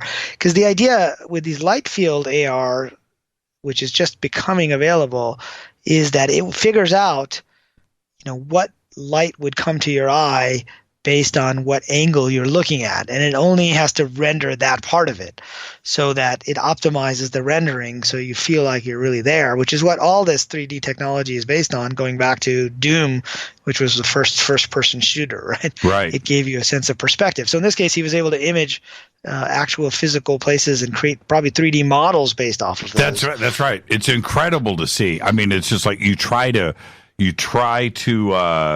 mess it up, and you can't. You cannot find, because it's actually real imaging. It's incredible to see, and if we ever get to the point where that type of Turing test, right, where you can, right. Where you can tell, right? Right, and you cannot. I'm telling you right now. And are those VR glasses or AR glasses? Yeah, both. Okay. Yeah, both, and I will introduce you to him. Okay, he's sure. really technology is cool. evolving rapidly, and these are all steps along the way. Where imagine if he could do that without the glasses and beam it directly into our minds, and now we're in the Matrix. Right now, we have the technology. There's simulation, and it's right there, because if you have it like he does, right? It's there. It's on a hard drive. Well, bridging that interface, which is exactly what DARPA is doing right now, right? Building the interface between computers and our heads. And I've been told that they've already, succeeded. So there you go. That's a pretty Sandia. That's their focus. That's their focus right now, is how to get the brain computer interface and the machine language to communicate between the two done. That's the next big step, and I think that they've already done it. I think 100% they've already done it. Well, that's a big step, because then you're really starting to bridge the electrical with the biological and the chemical, and once that's done, then you're at that point where you can have specific images beamed in, right, to people, which it may be what's happening to us right now, but then as a civilization, we're getting closer to that simulation point that we talked about. Well, and then it's also the opposite, where you get your brain outputted, right? Right. So some people think that you can just take the brain and output everything there, and that becomes a downloadable consciousness. Yeah, the dream. Right. Yes. And so it's a matter of, so some researchers are saying, okay, if we could just map not just all the neurons in your brain, but exactly, how much they're firing and when. And right now, that's too big a data set for a lot of our computers and our big data right now. Yeah, we're right. You're talking there. Trillions of neurons firing, and you'd have to store that over a long period of time. Again, that would say that consciousness is something you can download digitally and save, and a lot of people are betting on that. I tend to take, a slightly more spiritual point of view, where consciousness may not just be the neurons, but might be something else that we can't see in the rendered world, which is more like the Eastern mystical view. But it is moving in that direction. Riz, I've got to run credits and get out of here. So really quick, thank you. Another amazing conversation. Where can everybody follow you and reach out? So my website is zenentrepreneur.com. And you can reach out to me from the website. You can also go to on Twitter at Riz Stanford, as well, and reach me there. And then there's a link from my website, and I think from yours, to Hacker Noon, which is where I write a lot of these types of articles. And you can also find Riz at On Stellar. He's actually got a profile and is moving forward there too as well. We'll talk about On Stellar and the future of the Internet 3.0 on another show. Thank you so much, Riz. Get some sleep. All right. Thanks for having me on again. Riz Virk. And it's very simple. ZenEntrepreneur.com. The links are over at JimmyChurchRadio.com. Thank you so much, Riz, for doing this overtime with us. I know you're on the East Coast doing your thing. Thank you so much, Riz Virk. Amazing conversation. Fade to Black's executive producers, Rita Camarion. Show is produced by Hilton J. Palm, Renee, Dennis, and Bob. Announcers are Steve Harder, Gene Vitoa, Mark D. Kovar. Webmaster is Drew the Geek. Music, Doug Aldrich. Intro, Spaceboy. SpaceboyMusic.com. Fade to Black is produced by KJCR for the Game Changer Network, and syndication is KGRA, The Planet. Fade to Black is copywritten 2018 by Fade to Black and the Game Changer Network. It cannot be rebroadcast, downloaded, copied, or used anywhere in the known universe without written permission from Fade to Black or the Game Changer Network. I'm your host, Jimmy Church. Thank you to Riz Virk. Tomorrow night, right here, Fader Night with John Rappaport and his No More Fake Newsroom Live.